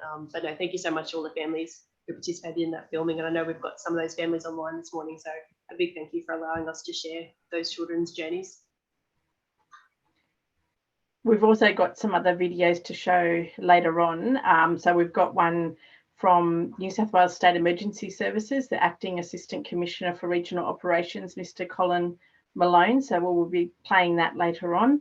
And when we complete the full expo, we will be sharing a Stories Towards Regeneration video that was put together. It's a song that was put together called Don't Let It Burn by some local people in the area called the James Brothers and the Sefto Brothers. So we'll be sharing that later on at the closing of our expo. So now I would like to welcome Tanya and Michelle, these beautiful ladies that you can see on screen today. Both Tanya and Michelle are from Community Links Wellbeing, and they are our lead local recovery support service that were appointed by Resilience New South Wales. Tanya and Michelle will be talking to us today around the experiences of the Recovery Support Service in the Wollondilly and Wingecarribee, what they have been tasked to do, what they actually did, who they have worked with, and what the ongoing needs are for the areas. Tanya has more than 25 years experience in the community and welfare sectors in leadership, strategic project development and management, stakeholder relationships, and community engagement. Through her career, Tanya has worked extensively within the community development and child protection fields, including public housing, youth suicide prevention, youth homelessness, domestic and family violence, and cultural and linguistically diverse communities, including newly arrived refugees. Michelle has been working across the community sector for the past 30 years in areas including disaster, recovery and management, homelessness, domestic violence, and education. Throughout her career, Michelle has worked in direct service delivery, leadership, and management. In May 2020, Tanya, along with colleagues Michelle and also Raylene Daly, who cannot be with us today, implemented the Resilience New South Wales funded recovery support service on behalf of Community Links Wellbeing in the Wollondilly and Wingecarribee to support residents impacted by the 2019-20 Greenwater Creek and Moreton National bushfires. Their work includes providing information and referral advocacy and support and complex case management. The Recovery Support Service walks beside those residents mostly impacted by the bushfires on their journey of recovery, ensuring their needs and their voices are not lost within the system, and they make sure that they adapt to provide them with the continued support. They also provide support not only in that space, but in other disasters that we've had throughout our communities. So welcome, ladies, and thank you so much. Thanks, Kim. Thanks so much for having us here today. Before I start, I just wanted to acknowledge the traditional lands which we're meeting on today, and particularly those that were ravished by the bushfires, so the lands of the Gundungurra and Darawal people, and pay my respects to elders past, present, and emerging. So just briefly, Community Links Wellbeing has been around in the community for over 30 years in various capacities. We've turned into an organisation that really does have something for everyone, from family support, community engagement, youth services, mental health, allied health, NDIS support, and of course, disaster recovery. We were thrilled in May 2020 to receive the contract from Resilience New South Wales to provide support to people across Wollondilly and Wingecarribee. That was initially a 12-month contract, and we're really lucky that has been extended until December of this year. Basically, what we were tasked to do was provide support, information, decision-making resources, and advocacy for people impacted by the bushfires. And that could be any form of impact, from total loss through to living through the experience of the bushfires. What that turned into, as Kim said in the introduction, was complex case management, because as we've heard throughout the last 3 days, recovery is incredibly complex, and bushfire in particular is complex because it has such an impact on the land and the environment, as well as the people who live on it. So we have, since May 2020, worked with about 240 households, which is about 500 individuals, and that is probably just the tip of the iceberg. We're really blessed in the recovery space to have an extended team of people and services across both Wollondilly and Wingecarribee, but particularly Natalie, Corinne and Kim are our central kind of support team, along with Michelle, Raylene and myself. And thankfully, Corinne, Natalie and Kim will be around a little bit longer than the recovery support service. But we thought, rather than do a straight up presentation, we would collate some of the questions that we get asked quite a bit and talk about that, as well as any questions that you guys have. Please pop them in the chat or in the Q&A, and we will answer them as best as we can. But we thought we'd start by talking about what it is we actually do for people. And I'm going to turn to Michelle and say, Michelle, what do we do for people? What do we do for people? And as I was looking at the question on your pad, thinking, what do we do for people? No, look, I think for us, it's interesting your comment around what we thought we would be when we first started in this journey is something perhaps quite different. And I think first and foremost, what we do is we provide the opportunity for people to share and tell and gain some clarity as to where they're at in their recovery process and what's happening. And then, because of the beauty of this program has been that there's not a limit, it's not time limited other than contractually, but in terms of the number of contacts we have with people, how we interact. So people come and go, and we can actually form that relationship and walk alongside them as we look at what are the needs today, what are they tomorrow, and what are they in the future. We don't purport to be able to fix all of that stuff. It's not what we do.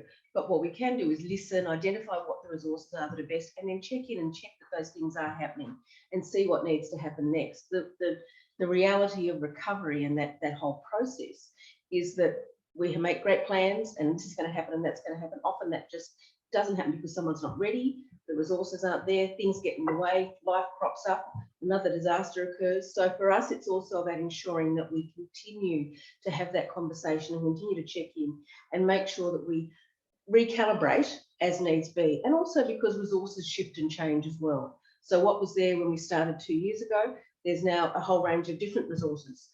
So it's about ensuring that people are aware of that and keeping them abreast of what's going on, where things are up to. That sounds pretty good. Need to add anything else? No, but one of the questions we do get asked a lot is, who are the people that we work with?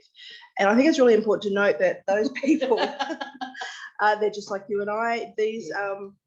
This is not a group of people who traditionally access support services. So this is their first time around. They've never had to, much like you hear people talking about, I've never had to make an insurance claim. It's the same thing. I've never had to speak to St. Vincent de Paul or the Red Cross or any of those things. So these are people who are really new to this system of operating. And any of us have ever tried to navigate Centrelink or anything else, we know how difficult that is. Doing that on top of a disaster is really very challenging. And if I can just say, Tam, too, I think one of the added complexities is that a lot of those systems are set up for different demographics. So people are suddenly, there's an assumption that we'll be eligible for certain services, supports, and often that's not the case. So our role has often been very much supporting people in negotiating that piece as well. What does that look like? How do we actually ensure that people are able to access the services they need when those services perhaps aren't necessarily user-friendly, shall I say that, or user-accessible? And how do we ensure that occurs? Absolutely. Now, I wanted to say, Natalie and Corinne, you are welcome to jump in at any moment with any comments. Now, Anne did touch on this in her presentation, but we wanted to bring it up as well because we get asked not so much about caravans, but tents. Are there still people living in tents. As to people living in temporary accommodation, yes, there are. And as Anne spoke about, there's a whole lot of reasons for that. It's not that they've forgotten or nobody's helping them. They're often there by a choice, maybe not the choice they wanted to make, but it's a choice they've got. It could be that they really want to stay on their land during this whole process. They don't want to move off the land. So they're happy to stay in temporary accommodation at the moment. Or it just may be that there aren't a lot of other options. What else would you say? Oh, look, I think that, and that one particularly in the current climate, as we all know, across both LGAs, accommodation is availability and cost is huge. So often it becomes a financial imperative to be there, but it's also about being available, I think, for a lot of people on land, on property, whilst the rebuild is occurring and whilst the re-establishment of their land is occurring. Because I was reflecting on this last week, and I was talking to someone and they were saying that, you know, one of the great joys for them has been living on their property as they've started to re-establish their land and their gardens and all of those things. And if they had been living away from land, they wouldn't have been able to experience that and see that. And that's been a really important part for them in their recovery. So there's a whole range of reasons why people are still in temporary accommodation. And not least of which, of course, as we all acknowledge, the process of rebuild is a long, drawn-out process and takes time and takes energy. But we also need to want to be involved in that process. So there's a range of reasons why it occurs. And as to, do we know that there are people living in those conditions? Absolutely. Are we going to talk to you about it? No, because we do have, there's confidentiality, there's privacy. There are things that we're privy to that we're not actually going to share with other people. But if you are concerned, definitely come and have a conversation with us. But rest assured, these people they're okay. We know what's going on. Okay, another question people often ask us is there still grants available? Short answer is no. Longer answer, though, is there are still opportunities to look at what other supports are out there. As recovery continues, from 2 years to 3 years and so on, new grants will come into play. They may not be directly related to the bushfires, but they may be related to other parts of recovery. So it's always worth having the conversation. And when RSS it winds up in December, certainly, contacting with Nat and Colin around what are those, keep asking those questions, because there are things that come up all the time. There is information up there, and I can't stress the number of times we've scratched our heads and thought, how is that going to be resolved? How are we going to find X? And through a chain of events, we find it. I think the other thing I wanted to add here too, and Tanya was talking about the fact that the people we work with, this is a whole new area. This is new for them. It's not something they've had to do before, engage with services. For much of the service system, it's a little bit like that as well. And also for a lot of the businesses across the LGAs. And I have to put a shout out there to a number of businesses who have been incredibly approachable and incredibly supportive, particularly through organisations such as the online platform Give It, in partnership with them.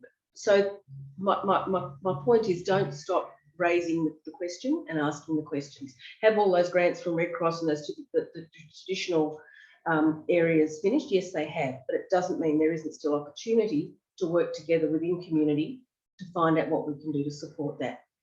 And that's one of the real benefits we have with the local recovery and resilience committee. So both Wollondilly and Shire have those networks in place.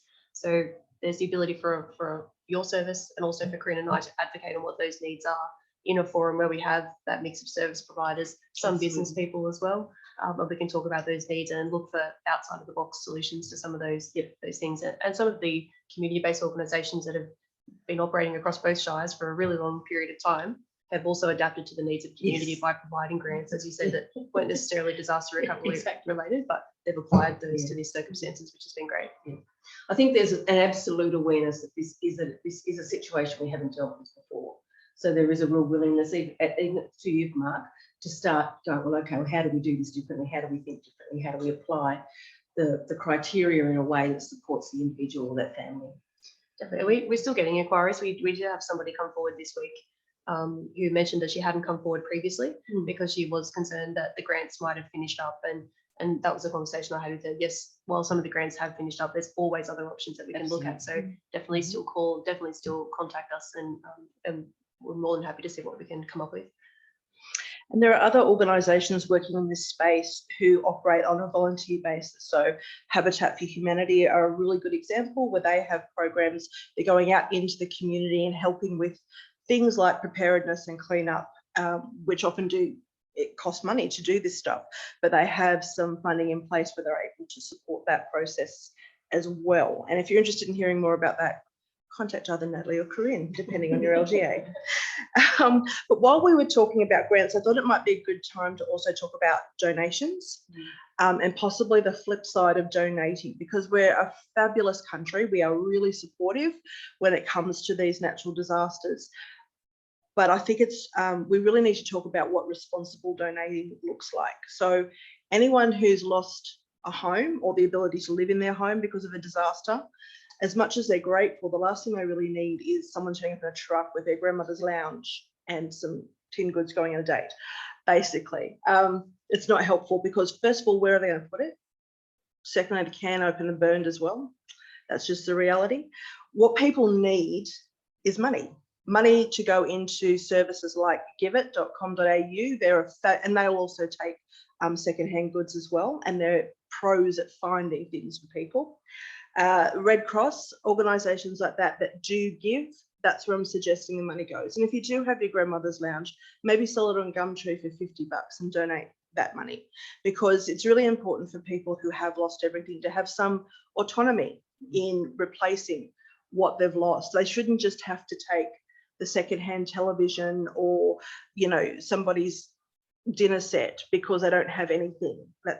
That's not actually nice. We should actually be able to give them the choice to replace something with what they'd like to have. So I would encourage people, next time you're in a position to donate, to think about some of those organisations who take monetary donations, or giveit.com.au is also a great place to go. And also just things like the existing resources that we have, like Facebook Marketplace, even just putting it up there to say, hey, I've got this, if anyone would like it, just gives people that choice of then, is that the lounge they want? Do they need a lounge? Are they ready to take a lounge as well? And one of the things that really sticks with me from my very first week in the role was going out to meet a family who were living in a rental property, 3 generations, who had been living in the house that was unfortunately destroyed by fire. And they had these 3 huge bags, massive bags of clothing that were just in the middle of their room. And because they were in the midst of the COVID pandemic, no one was taking secondhand clothes. So they had these huge bags of clothing that had been given to 5 or 6 family members that they just didn't have any use for. It was just taking a lot of space, but it left them feeling quite guilty because they really appreciated the fact that people had made these donations to them and that they weren't utilising them as well. So it just kind of maybe just added that little bit of guilt that probably wasn't helpful for them when they were already going through such a difficult time. I will mention as well that council does have a Mayor's Relief Fund, Wollondilly Council, that we did get very generous support from community, and 100% of that funding was also given out to community members as well. But Give It is an amazing resource, and they've done amazing work across both shires since the fires, with really practical supports that have made such a big difference for people's lives during their recovery. So really appreciate Give It, and I think they attend both council's recovery and resilience committees as well, and they're definitely a big part of our forward planning for future disaster events. Should mention that Give It's not the only one, but we've just worked so closely with them. I will give a shout out to Good 360 as well, because they've been really supportive too. Anything else about donation? I just want to say that we often hear the phrase dignity of choice, and that's really what we're talking about. And for me personally, it's about putting myself in that situation. In this situation, what would I want? And I would want the opportunity to be able to choose what it is that I have access to, rather than it, as Nat quite beautifully put, rather than it just being given to me and having to then deal with that sense of, what do I do with this now? I don't know what to do with this, or I feel guilty because I'm not more appreciative, and all of those things that are just human emotions. But it is ultimately about having that choice.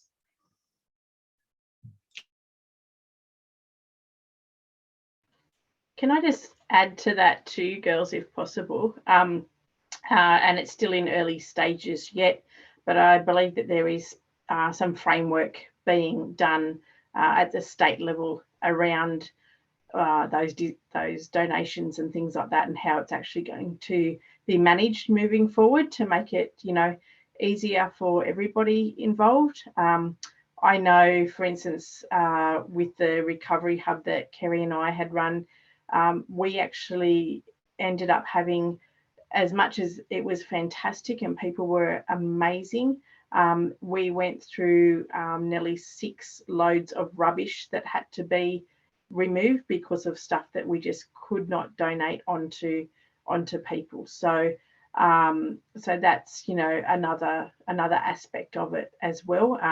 And thankfully, thank you to Wingecarribee Council, because they took up the cost on that to actually have that dumped. So yeah, so there's all those extra things as well. So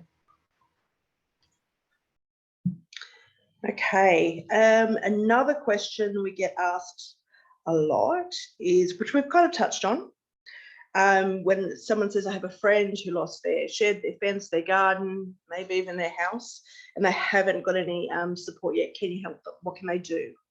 Well, I would be saying definitely contact the Recovery Support Service or your community resource officers at council, because there is, as we've talked about, quite a bit that we can do, and that would start with listening to see where people are up to and what it is that they need. A lot of people early on, particularly when they got their grants or insurance payoffs, thought, yep, no problem, we can get on with this is great. But nearly 2 years into the process, there's actually a lot of gaps and a lot of support that's still required that they just didn't realise they would need. And a lot of that's not tangible support. It's not about things or services. It's actually about that piece around how do I get through that mental health, so psychosocial support, all of those big words, but really are about people feeling isolated, cut off from their communities, cut off from their families. We've had the additional overlay of COVID. So there's a whole range of things. And what we're finding is that quite often the more practical pieces have fallen into place to a degree, but it's then that other piece of how do I continue to deal with this, and how do I forge forward and forge a new way of living in this new reality, in this new environment that I'm in. But the short answer is, it is not too late. Please do make contact, because there's still certainly a lot that we can do to support you. Now, on Friday, this question came up and was dealt with really, really well, but I want to touch on it again because I know I was asked even this week, in terms of what people perceive to be the slow rebuild process, and that misconception that perhaps everyone's DAs are being held up by council. So, as we know, that is not the case. And the town planners who were here on Friday did a really good job of explaining that, as well as all the other panelists. But it's not council holding up this process. It's a long process. If you've ever built a house, it's not a short process. There's a lot of requirements. If you've ever not wanted to build a house but found yourself in that predicament, just multiply that by 1 million. It's hard work, and there's a lot of things going on for people who may just not even be ready to consider that yet. So please rest assured, it is not council holding up the process. It is just a long process. Yeah, definitely. So I think there's so many complexities, and I think we did have, I think probably the longest DA that I've been aware of did take between 2 and 3 months to go through, but that was a really complex application. There was bowel capping. It was the very first resident in Wollondilly to apply for bowel capping, and what we did was take the time to work through that process really thoroughly. So with Wingecarribee Shire Council and New South Wales RFS to really go through that process to make sure that everybody was protected, the residents and council as well, with that process, because the last thing we want is when somebody has been traumatized already is to rush to a DA and then for that process not to have been thoroughly thought through. So that DA was definitely the longest one that I'm aware of, but we don't have any DAs pending at the moment.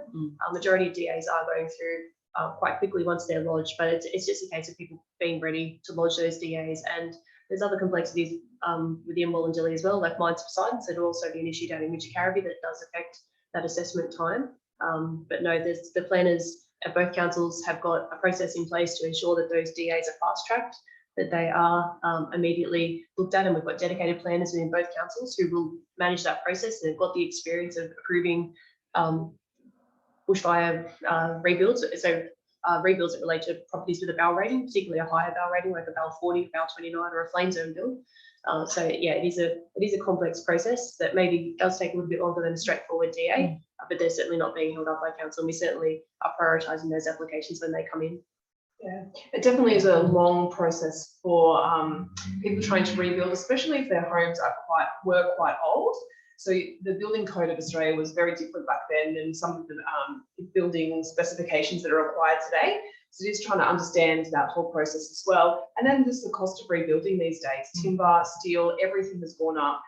It's a really tough situation. COVID's coming on top of that as well. So just to keep in mind that it's not that they haven't rebuilt, that how come you haven't rebuilt in 12 months or 24 months? There is so much mentally and then the physical stuff that's happened in the background as well. But we're all here to support you in that. Whatever time you're ready, we'll be here. And maybe just to mention as well that less than 50% of our residents in Wollondilly have actually put in DAs at the moment. Yeah. And there's so many reasons for that. Yeah. So the individual circumstances behind things. And then some people have purchased other blocks. And then we have some people who are just now, with the impacts of COVID, with building prices going up and supply shortages of things as well, holding off with their build. So it's a really complex thing that is so different for each individual. And I think the other piece that we must always keep in mind too is the overlay of trauma on all of that. So whilst we can have a process that on paper looks really clear end to end, there's a whole range of decision making that sits within that. And for someone, as Anne beautifully said in her piece, for someone who's been through traumatic events and is traumatized, that decision-making process is highly impacted. And a lot of the work that we do is supporting people to actually think through some of those things, not to make the decision for them, but to actually support them to sort through what those issues are. And that takes the time that it takes, because one of the things that I think we all realise as a team very early on in this process is people would say things to people like, oh, isn't that great, you're going to get a new home. Well, the reality is no one chose to get a new home in this process. This is a process that's been placed upon them. And whether it be a new home, a new garden, a new outbuildings, whatever it might be, it wasn't a choice that they've made. It's a choice that's been put upon. So that really impacts as well, that trauma and decision-making process. And I think it's really important to always have that in the back of our minds as we go forward. I think we've kind of answered my next question, which is around why does it? Sorry. Why does everything take so long? And that, and it does. Why does everything take so long? And you can be on the inside looking out, asking that question, on the outside looking in, and it takes a long time. And I'm someone who just wants it done. Whatever it is in my life, I just think I've made the decision. Let's get on with it. But it really isn't that simple. And then throw in COVID. Yeah. COVID has really delayed so many things, whether it's building materials and labour through to just being able to talk to other people face to face. That's had a huge impact on the recovery, which is then the next question I was supposed to ask about. Never mind. Did you guys want to talk about anything to do with the COVID or the length of time it takes that we haven't said already? I think just one of the things that Anne touched on before around that adrenaline and that level of adrenaline that you have, and how exhausting it can be to live in that mode for a long time. So when we're really tired, it just can impact on our ability to make decisions and how fast we might make decisions as well. I think, like you said, Dania, as well, being isolated, for so many of us, we like to bounce these things off our decision making, off other people, and we can't necessarily do that in COVID face to face in the way that we had. But just that trauma impact that Michelle mentioned it's such a huge thing for people going through this, and every person's journey is going to be so different. And that's where I do worry about the pressure that people put on from the outside sometimes, just saying to people things like, oh, what do you mean you haven't rebuilt yet? Or what do you mean you haven't started building yet? And I think that's something that, it just adds maybe a little bit of pressure to people that can be difficult to manage. Yeah. I feel like the impact of COVID, it's like, when you are going through a disaster, you just, like you said, you're just on adrenaline, you just need to get through it, you just need to, and then all of a sudden you're faced with this completely new disaster, and so you're like, just park that and let's move through this one, and let's go through the motions of this, and then follow the media and work our way through COVID. And we're not even out of that yet. At what point do we stop and go, okay, let's take it back 2 years time, and now, so what do I need to do now? Like, where am I in rebuild? Like, do I have to rebuild? It's that cumulative trauma on top of each other. So we're still going through it. We're still recovering. And I think it's interesting. My colleague Ray and I were talking today, and I think in that first round of lockdown, there was almost a sense of an overlay of, great, we can actually stop for a minute and we can start to think this through. So there was some, I hesitate to use the word value, but there was some opportunity in that for things to take a bit of a slowdown for people. But second time round, I think people were starting that process, and some of that decision making was starting to occur, and then everything just went pear-shaped again.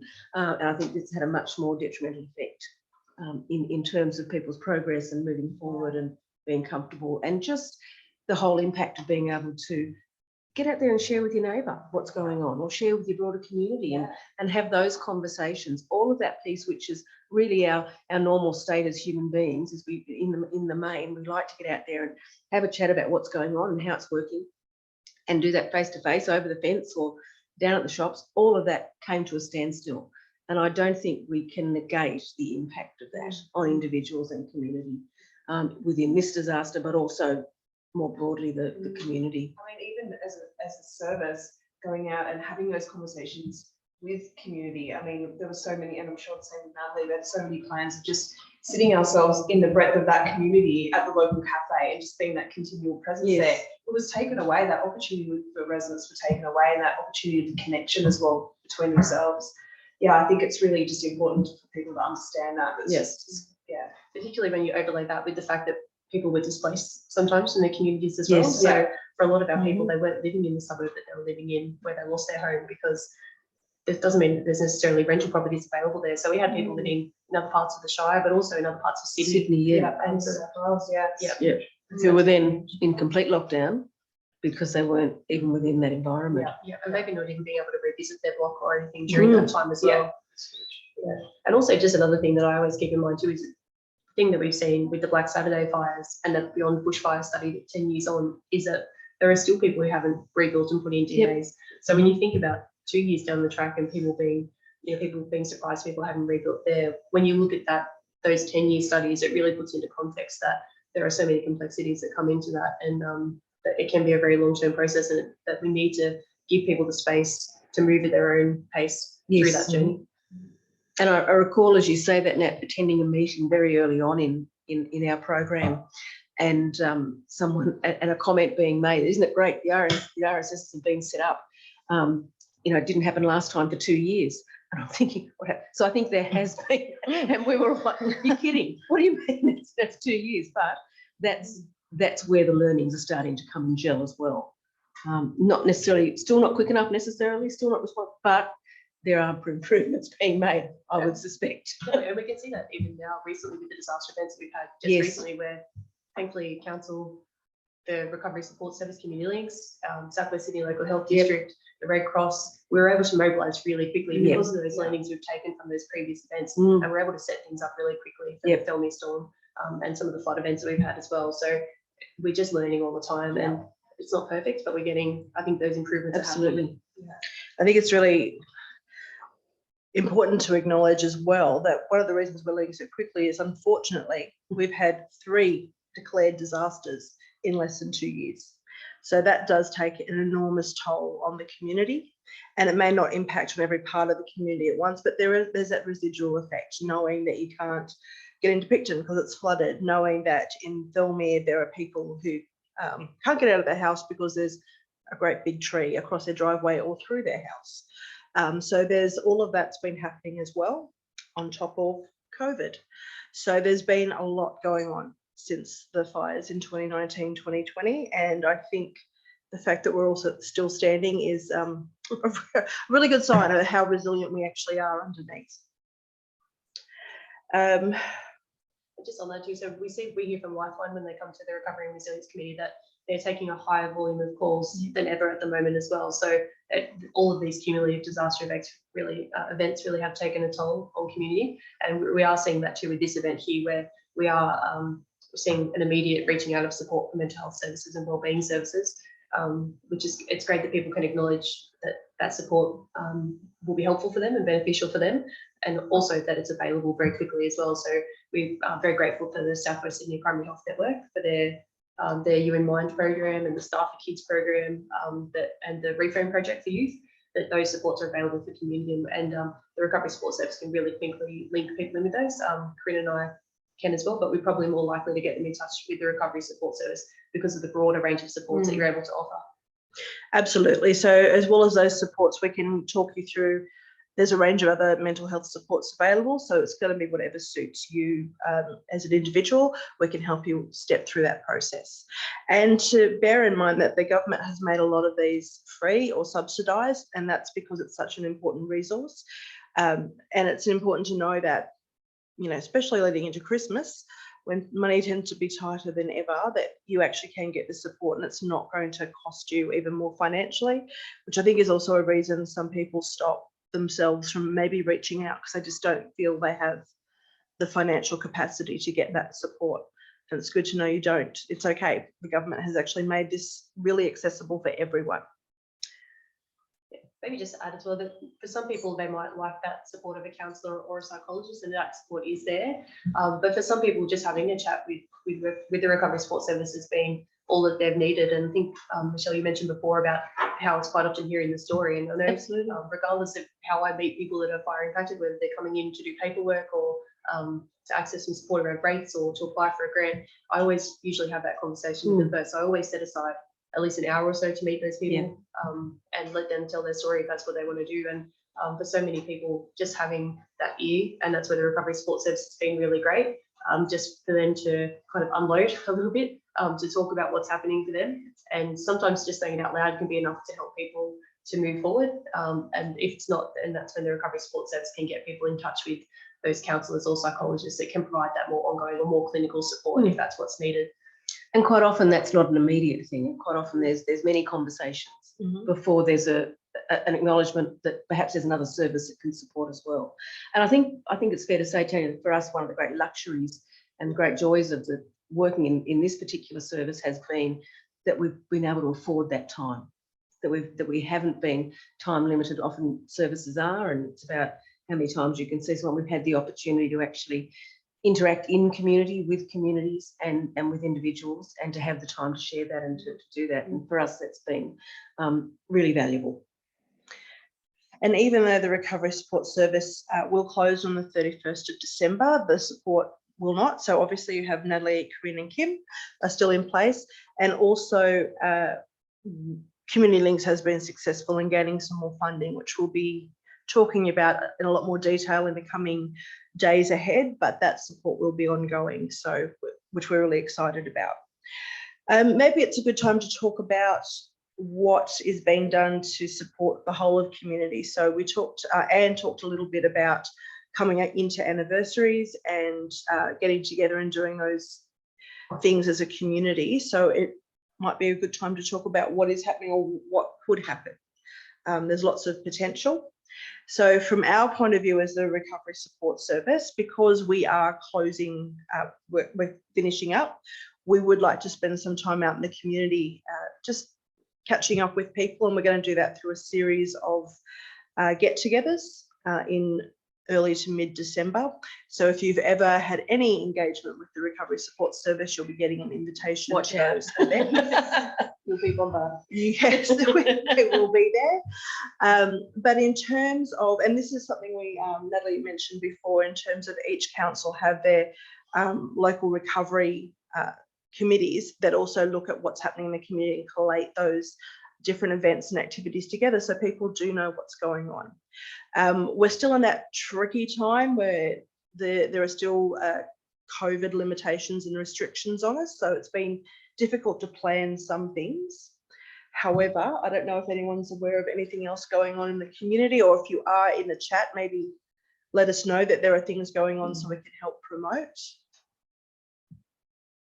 So yeah, so there's a lot of things happening from a council point of view. So a lot of those will start in December through to January, February. So one of the things that we're looking at is an asset mapping and community profiles project. So really getting out and engaging with all of our villages across Wollondilly to talk about the existing assets in their community and how we can support them in terms of capacity building opportunities.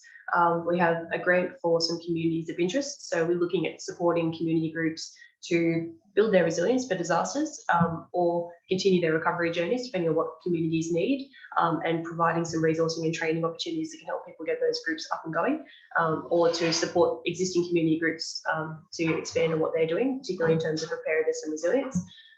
We're really, really excited about a project that's happening with Habitat for Humanity, the community resilience, around community resilience groups. So that's really exciting. So I know yesterday Habitat for Humanity were out meeting with the first Wollondilly community that they're looking at. That's a partnership with the RFS as well. This is a very bushfire prone community, and that partnership work is so important. And so for us, that will be a huge emphasis going forward, is really partnering with those existing services and community groups to do that work. We're partnering with Red Cross on a similar project with community resilience teams to look at flood preparedness in Picton. So that will be a really exciting project as well.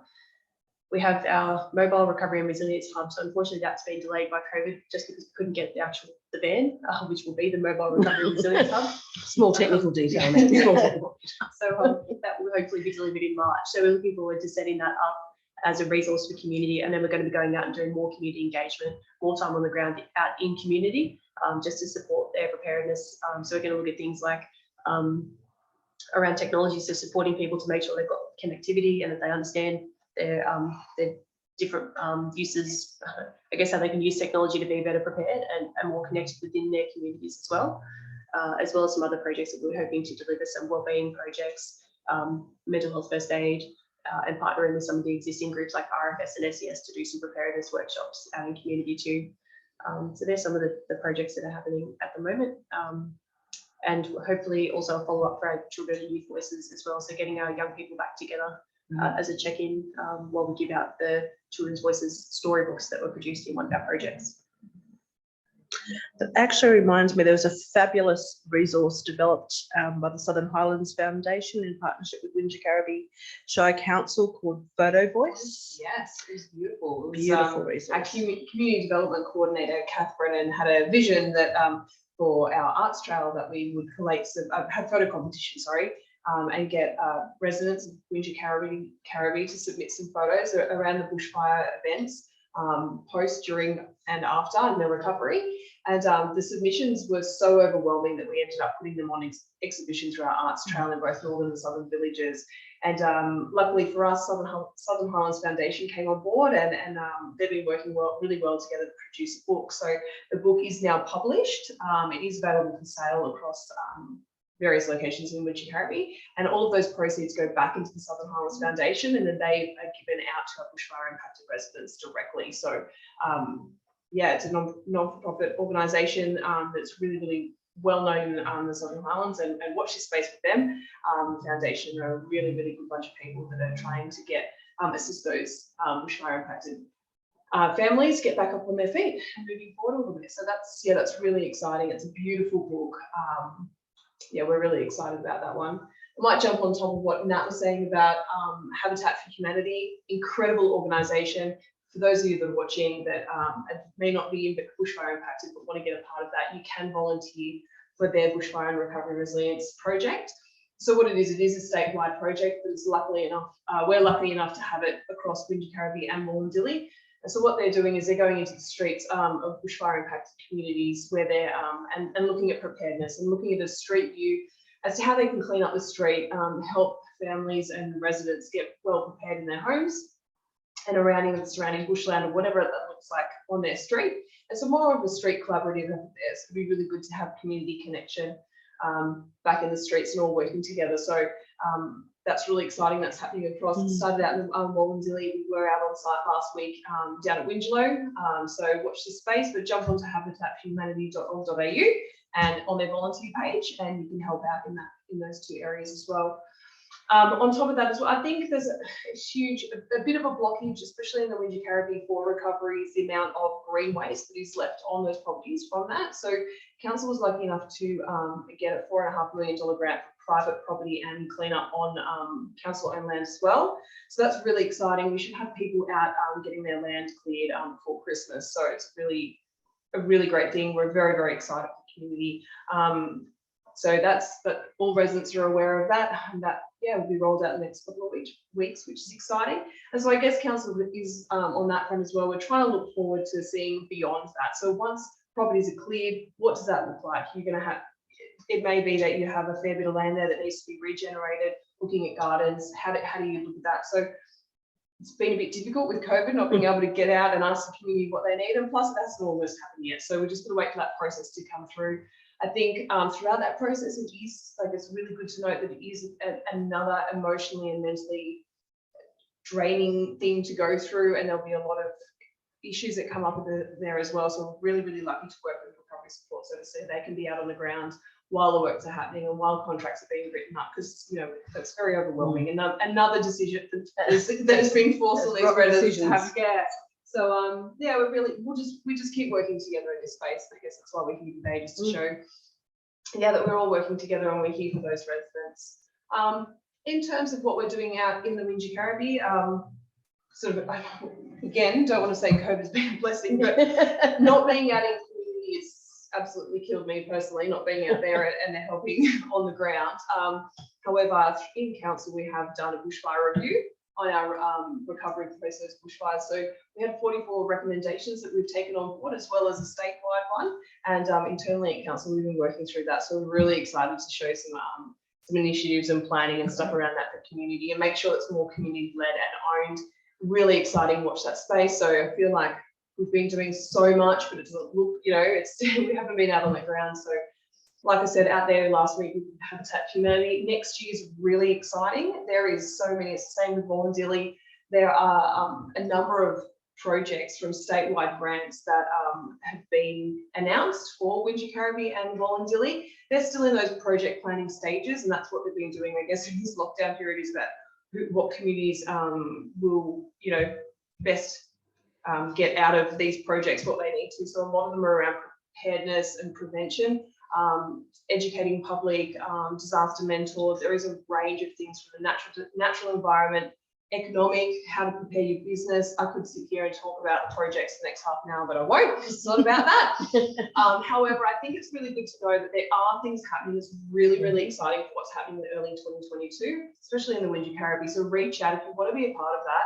There are so many things that you can do in your community to get back out in community, reconnect with people that you may not know. We do have an influx of new residents as well, so get out and learn and find out who those people are.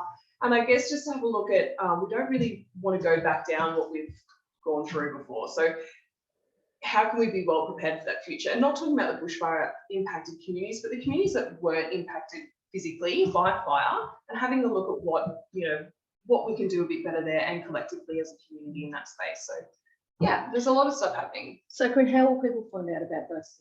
So watch this space. We will be having some sort of roadshow for a couple of months next year. So from about April, March, actually, some of the projects are starting to roll out. Right. So we're working with all of these project partners. We haven't announced them yet. Like I said, they're still doing a bit of they're talking with us in community who would be most beneficial for this. And as I'm out in community as well, I'm asking that question of community, which is something that you're interested in. There will be a whole communications thing about that. So we will find out about it. There will be advertisements around it. I'll be reaching out to all of those impacted communities and across the Shire. Jumping on our website would be the best thing. Community Resilience page at Wingecarribee, but I can pop that in the chat. Yeah, it's really exciting. Get on board. You could be all about environment and stuff, and I'll hook you up with the environment stuff, or if you're economic focused, we'll run with whatever you tickles your fancy. So terrific. Yes, it's exciting.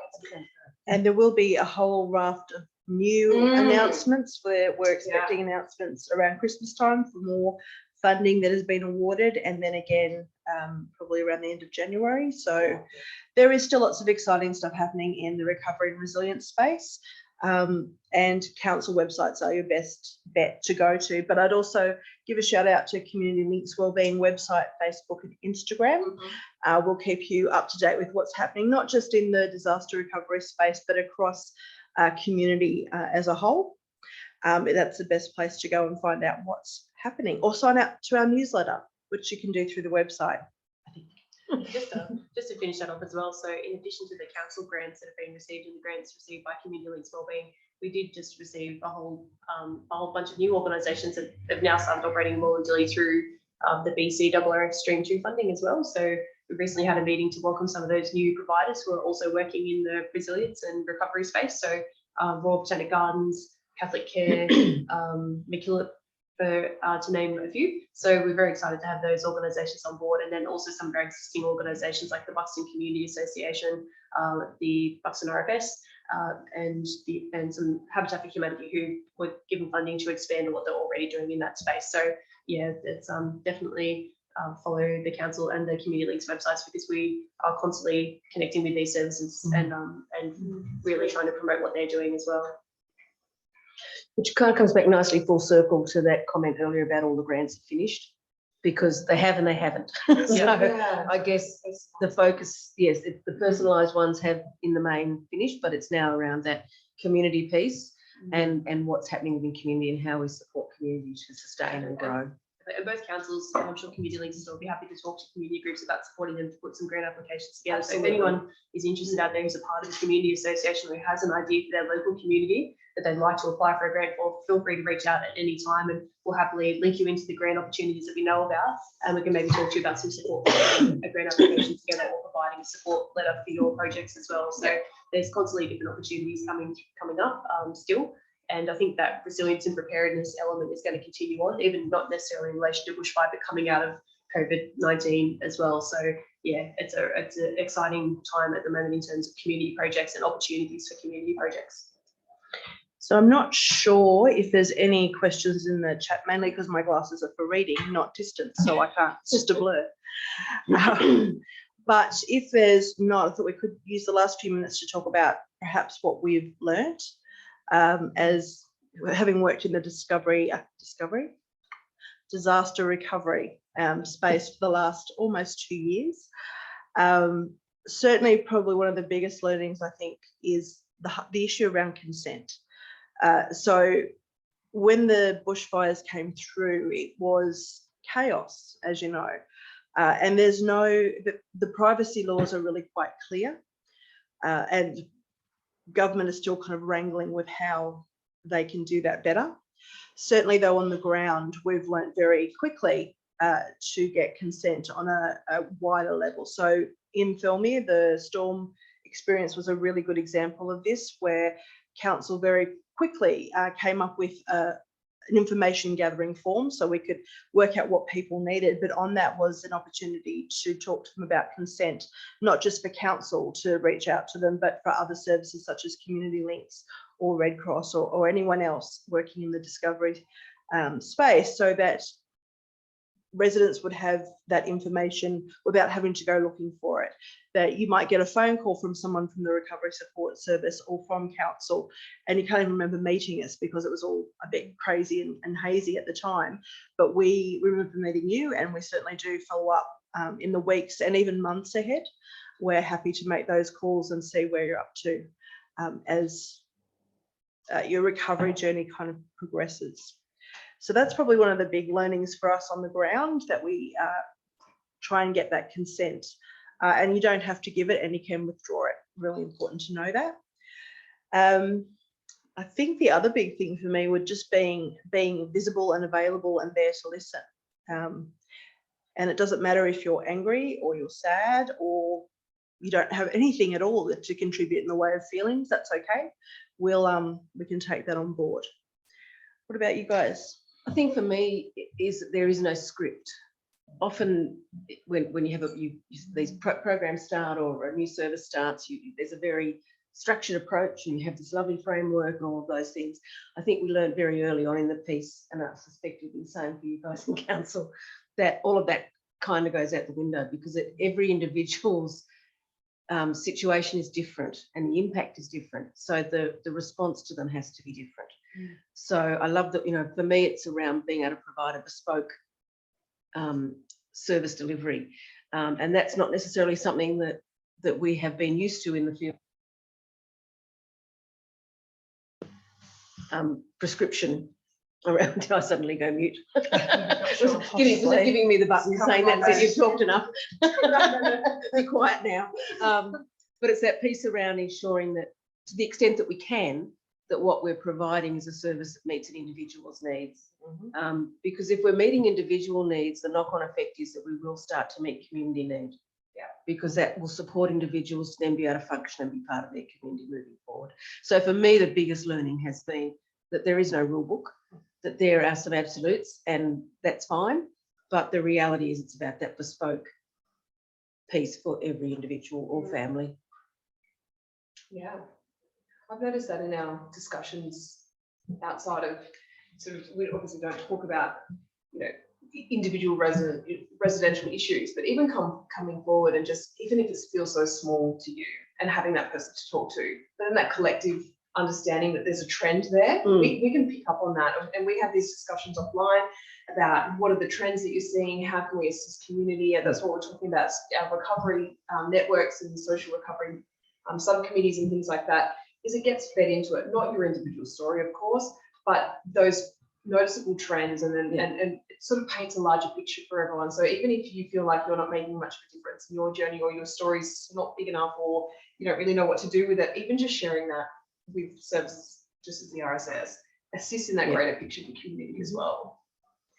And I think where that's been of real value for council has been we've been able to feed back to council what individuals, again, not by name, but in terms of the themes and those sorts of things. So it means that council staff, when they get a call, have a degree of preparedness around what can I expect, what does that look like? And I think that all services have done a great job in understanding that and working with that and upskilling. And I think where we are today, as opposed to 2 years ago, there's been some significant growth in those areas.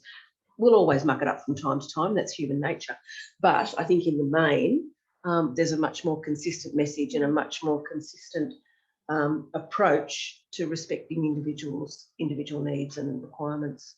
And I'd add that's not just, I think, in the recovery and with council, but certainly the public health network and local health district, and certainly state government. So that's part of our role would be to feed that information back up through government, and certainly that's Kim's role, to feed that information back up to federal government, so that that information, that understanding of what's happening on the ground is being sent up to the people who need to hear it. And when you have people like Michelle and I, who are a bit like sledgehammers, we make sure they hear it. I don't know what they'll do about it. I don't know what you mean. I don't know. I'm very subtle. Aren't we all?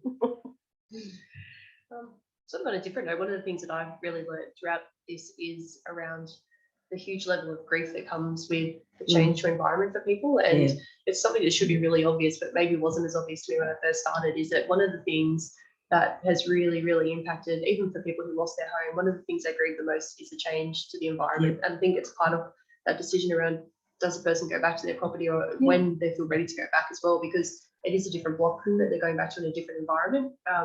There's a security that comes from having sometimes an environment around you, a natural environment, and the wildlife and things there. So that's been a huge source of grief for the community members that we've worked with. And it's been one of the things that has helped us to connect with our community, is providing opportunities for environmental regeneration, which has been fantastic, because then when those people have come in, we hear about what else is happening, the other needs that people have as well. And we've been able to provide support for those needs and get them in touch with the recovery support service, which has been great. On top of those things that you mentioned before, so those trends that you're identifying and the things that we're hearing from the recovery support service go a long way to informing things like our long-term recovery and resilience plan and some of the training that we delivered. So we recently delivered a trauma-informed practice and disaster recovery training for our Wollondilly Shire Council staff, based on some of the feedback that we've heard from residents, to get that across the board. So I'd like to think, that's because so many staff within council are working in disaster recovery. So there's also an element of self-care. And for a lot of our residents, all of our staff are also local residents as well. So just encouraging them to have that self-care through the process. That's been some of the big learnings. And I think just really that the importance of all of these networks adapting and services working together. And for me, one of the things that I'm really conscious of going forward is that we need to upskill our different community organisations to give them the confidence to work in disaster recovery. That's something that Tanya and I have spoken a lot about in recent weeks, is around at the moment that the bulk of the work is sort of going to specialised disaster recovery services. But as the frequency of disasters increase, it's something that we all need to be aware of, that impact. And really now, I think for us, we have a responsibility to work across the service sector in our LGAs to support them to feel more confident to work in disaster recovery. Because I think to any specialised service will have a limited time. That's the nature of what they are. They're a specialist service.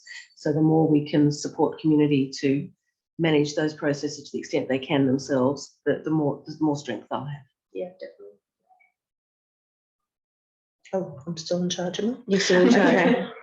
I think we've only got about 5 minutes to go. Is there anything else we want to talk about to wrap it up? I think I've covered everything on my. Clearly, we've done an exceptional job because nobody's asked us any questions. So, does anyone have any questions that they would like to ask for the Recovery Support Service while they're online?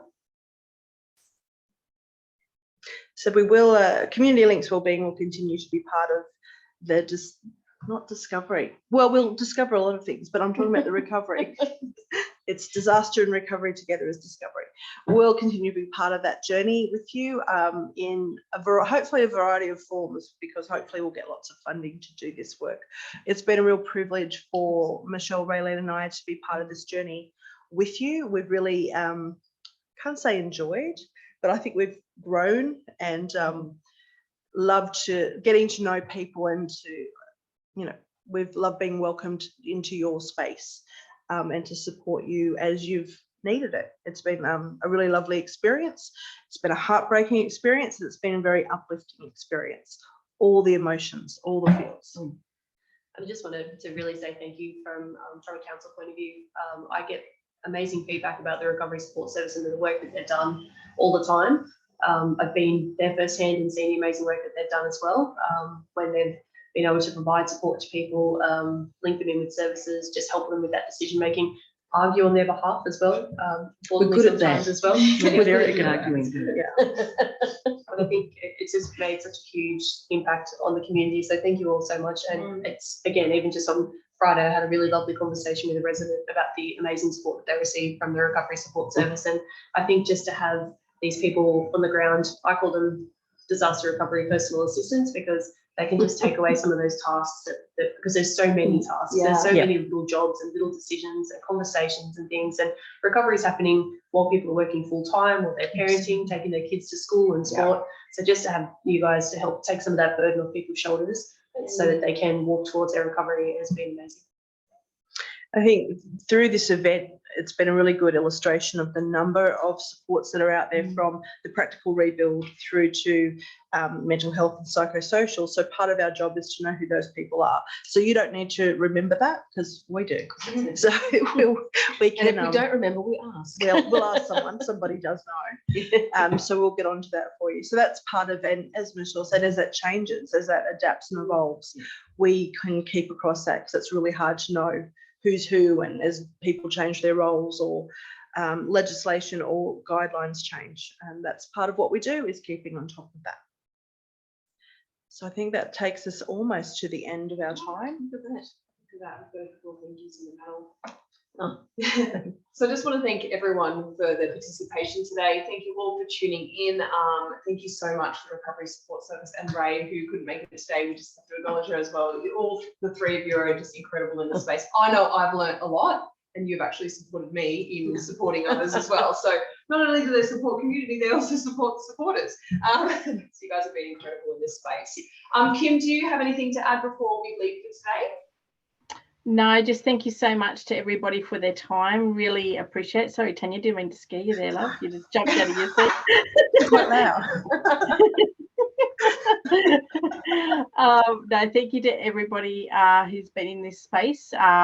There's also obviously a heap of resources on Council's website under the Expo link. So please feel free to jump on there at any time. You'll find, contact numbers, email contacts, as well as websites and various other information to help people in this space. So, and feel free to reach out to, I've put in the chat as well, contact details for Natalie, Corinne, myself, and also for Community Links. So if you or anybody else that you know still needs any help along their journey, please reach out at any time. We're all here to help and support you. For as long as we're in this space. So please do. So thank you to everybody. Thank you.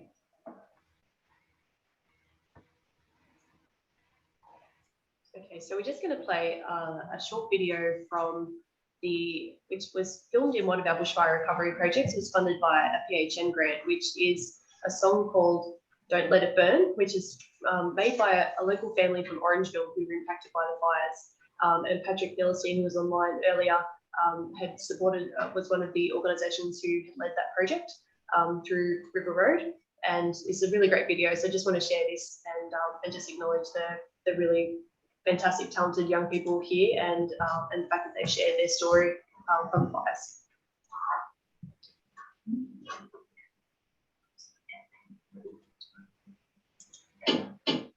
At 50, I found myself as active as ever, and with my kids almost grown, I had more time to pursue one.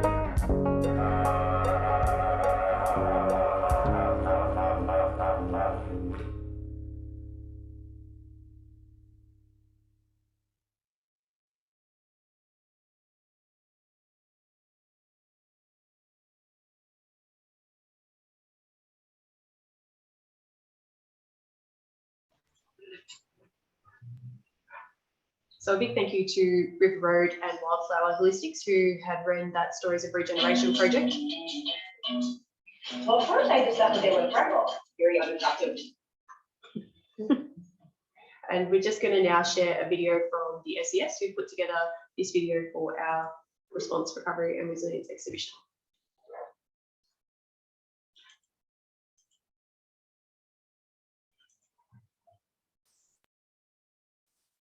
Good morning, everybody. My name's Colin Malone, the Acting Assistant Commissioner of Regional Operations. It's an honour to be joining you here today as part of this important engagement event. I'd just like to start by acknowledging the traditional custodians of the land of which we are meeting on today. Being virtual, I note that these are varied, and today I'm joining you from the lands of the Gundungurra people in Goulburn. I'd like to pay my respects to elders past, present and emerging, and I extend that respect to Aboriginal and Torres Strait Islander people who are joining us today. Today we're going to talk a little bit about the New South Wales SES and how we work with communities before, during and after flood events, but it's equally applicable across all emergency events that we look after. The New South Wales SES is an emergency and rescue service dedicated to assisting the community.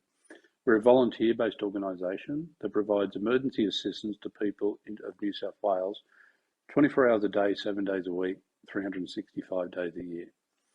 Our volunteers are our true strength. As with all organisations, the strength of an organisation is its people. Ours come from all walks of life, bringing with them many different skills, interests and backgrounds from their personal and professional lives. They are united by the purpose of supporting their communities in times of need. While our major responsibilities are flood, storm and tsunamis, the New South Wales SES provides the majority of general land rescue effort in rural parts of New South Wales. These include such things as road crash rescue, vertical rescue, bush search and rescue, evidence searches, other rescues such as domestic and industrial rescue, and support to other emergency organisations. New South Wales emergency management arrangements are based off an all hazard, all agency approach. In times of need, we're there to help the other emergency services and other agencies of New South Wales. This includes such things as searches with the police, providing support to the Rural Fire Service during major fire events, and support to other emergency services when the things we can offer will help them achieve their outcome. We support New South Wales Ambulance as one example of that through the provision of community first responder in some of the remote and rural parts of New South Wales and public access to defibrillation in many units across the state. But let's talk a little bit about the flooding risk in Wollondilly and Wingecarribee LGAs. As many of you be aware, the flooding does occur there. Flash flooding is one of the most common types of flooding we see in that area. It's not all about the major rivers that flow through the LGAs.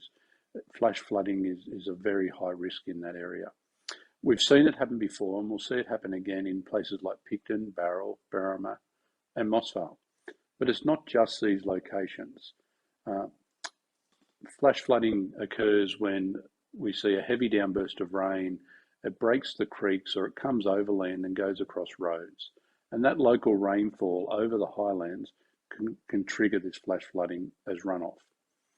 In the past, the New South Wales SES has performed numerous flood rescues supported by our partner agencies across the Wingecarribee and Wollondilly local government area. Many of these, unfortunately, are as a result of people making decisions to enter that floodwater when driving, and that results in an emergency response that puts both the person's life at risk and the responder's life at risk to come and help them. We really encourage people to make smart choices for themselves to stay safe. Preparing the community for flooding is a key aspect of what we do. There's more to emergency management than just responding. And in fact, a primary goal of the SES is to minimise response. We know that sounds a little bit odd, that we're an emergency service organisation, we want to minimise response. But ultimately, if we can work with our partners through an approach that sees them well prepared, knowing what to do and when to do it, they'll be well resilient and ready to look after themselves in times of need, and we won't need to respond. We do this through a comprehensive approach, and that's underpinned by prevention, preparedness, response when required, and then recovery after the event. The New South Wales SES recognises the importance of working with our communities to better enable them to enhance their resilience to national disasters. However, this approach is based on us partnering with those communities and working with them to inform, consult, involve, collaborate, and empower. It's not just about us. We don't have all the answers about every part of the state. We know our business and we know what we're responsible for, but we also know that it's about working with people. We do this using a ground-up approach to work with individual community-specific needs, with the goal to have the community involved in the planning process. It's fair to say, even within the Wingecarribee and Wollondilly local government areas, that there are many small communities that make up those local government areas. There are some big towns, there's some small towns, and there's some villages. Each of them have their own unique differences, and it's really important as we work through these processes to help prepare communities and work with them, get to the response stage, and again have them partner with us, that we've understood really what are those differences and what are the specific risks. A typical process when we work with communities involves such things as understanding the local risk to each of those elements of the community. This looks at how people live, how they work, how they play in those local government areas, what it is about that local government area that makes it up, how is it different and why is it different. Some of the things we look at is how do they connect, how do they meet, how do they share and come together? Where do they meet when they need to come together? Is it a local hall? Is it a local community centre? Is it the local pub in some really small communities that people corral around in times of need? We like to understand how that all works. What is the glue that makes up that community? Through this, we're building relationships, networks, and connections within and across those communities so that we have a shared understanding. From that point, we can co-create with those communities to develop shared resources which are targeted to the specific needs. And in some cases, we'll identify some priorities of how we'll work together.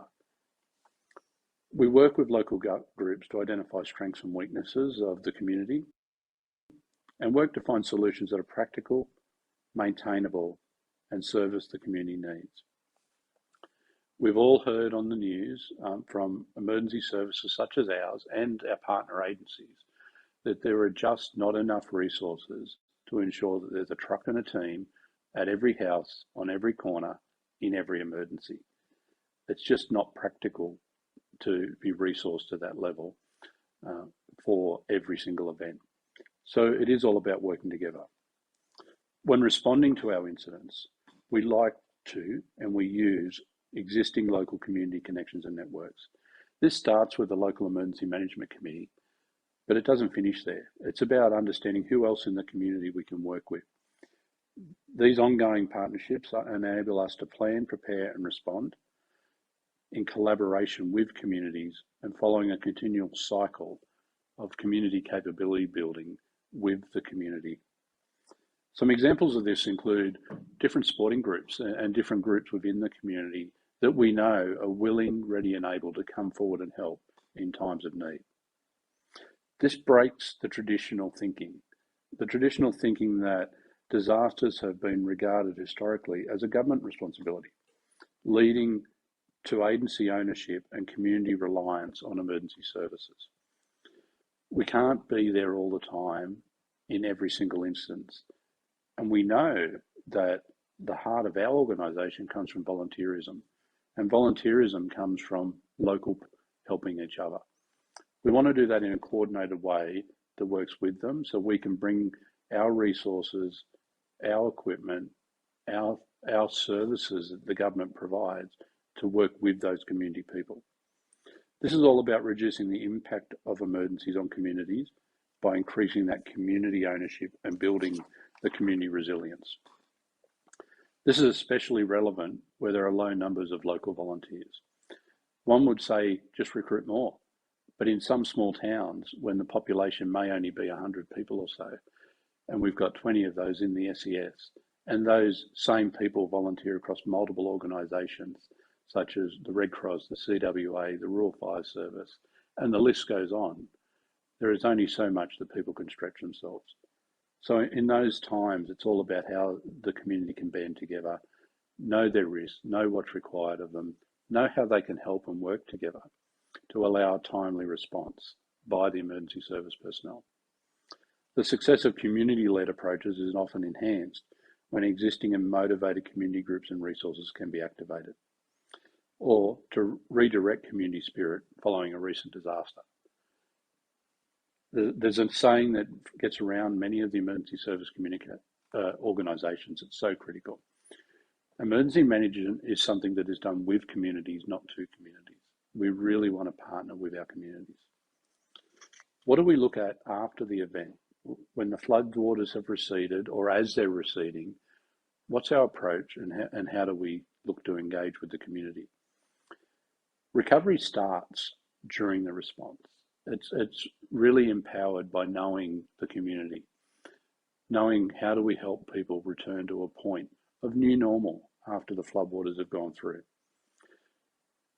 Once we get to the stage of having meetings and conducting surveys, again, it just brings us back to this strong focus on working with people. We often will hold community forums and meetings with the affected members of the community. It's critical here that we look at this through the lens of the people that live in their communities and their lived experience. We know what our responders did. We know what our emergency service partners did. We know what we did when the warnings went out, when the evacuation orders went out, and when they were recalled, when the all clears were issued. What we don't understand often is the individual. How did that particular flood in that particular street affect those individuals or that street, that neighbourhood? So we like to hear back from that. It's more than just how high did the water get and which houses were affected. To do this, we look at the community and the SES response. So what did happen? We then like to hear feedback from the community. What was their lived experience? For the community to learn about the role of the SES in the flood, quite often, no matter how much work we do in the lead up to educating and working with communities, there are still people out there that don't understand the different roles. And again, this is an opportunity for us to talk through that so that there's that shared understanding. From that point, we look to identify and address any issues or concerns. What went wrong? What didn't go quite as well as it could have gone? What happened that was beyond our control? And what now are some of the solutions and options we can consider? From that point there, we plan a way forward. And this is done not just with the SES and the community members. This is about that local emergency management committee, all the different stakeholders that we work together with, including local council, all the other emergency services, and the functional areas that people often don't really realise that they're working in the background to help out. Things like the Red Cross and the welfare services that until you need them, you don't really know they're there. I'd just like to close that in speaking to you today, it's about creating a shared understanding. The role of the SES is about working with the community. We're looking to engage with all of the community members and working collaboratively. More information will be provided as part of this forum on how to find out more through our websites and other forums. And when you see our volunteers out and about in the community, in their orange, driving our trucks, responding throughout your areas, and we do acknowledge in Wingecarribee especially, there's lots of lights and sirens, so lots of accidents. We just want to remind everybody that our volunteers are your volunteers, they live in your community, they're members of your community, and that they are your community as well. So thank you for today. Have a wonderful forum.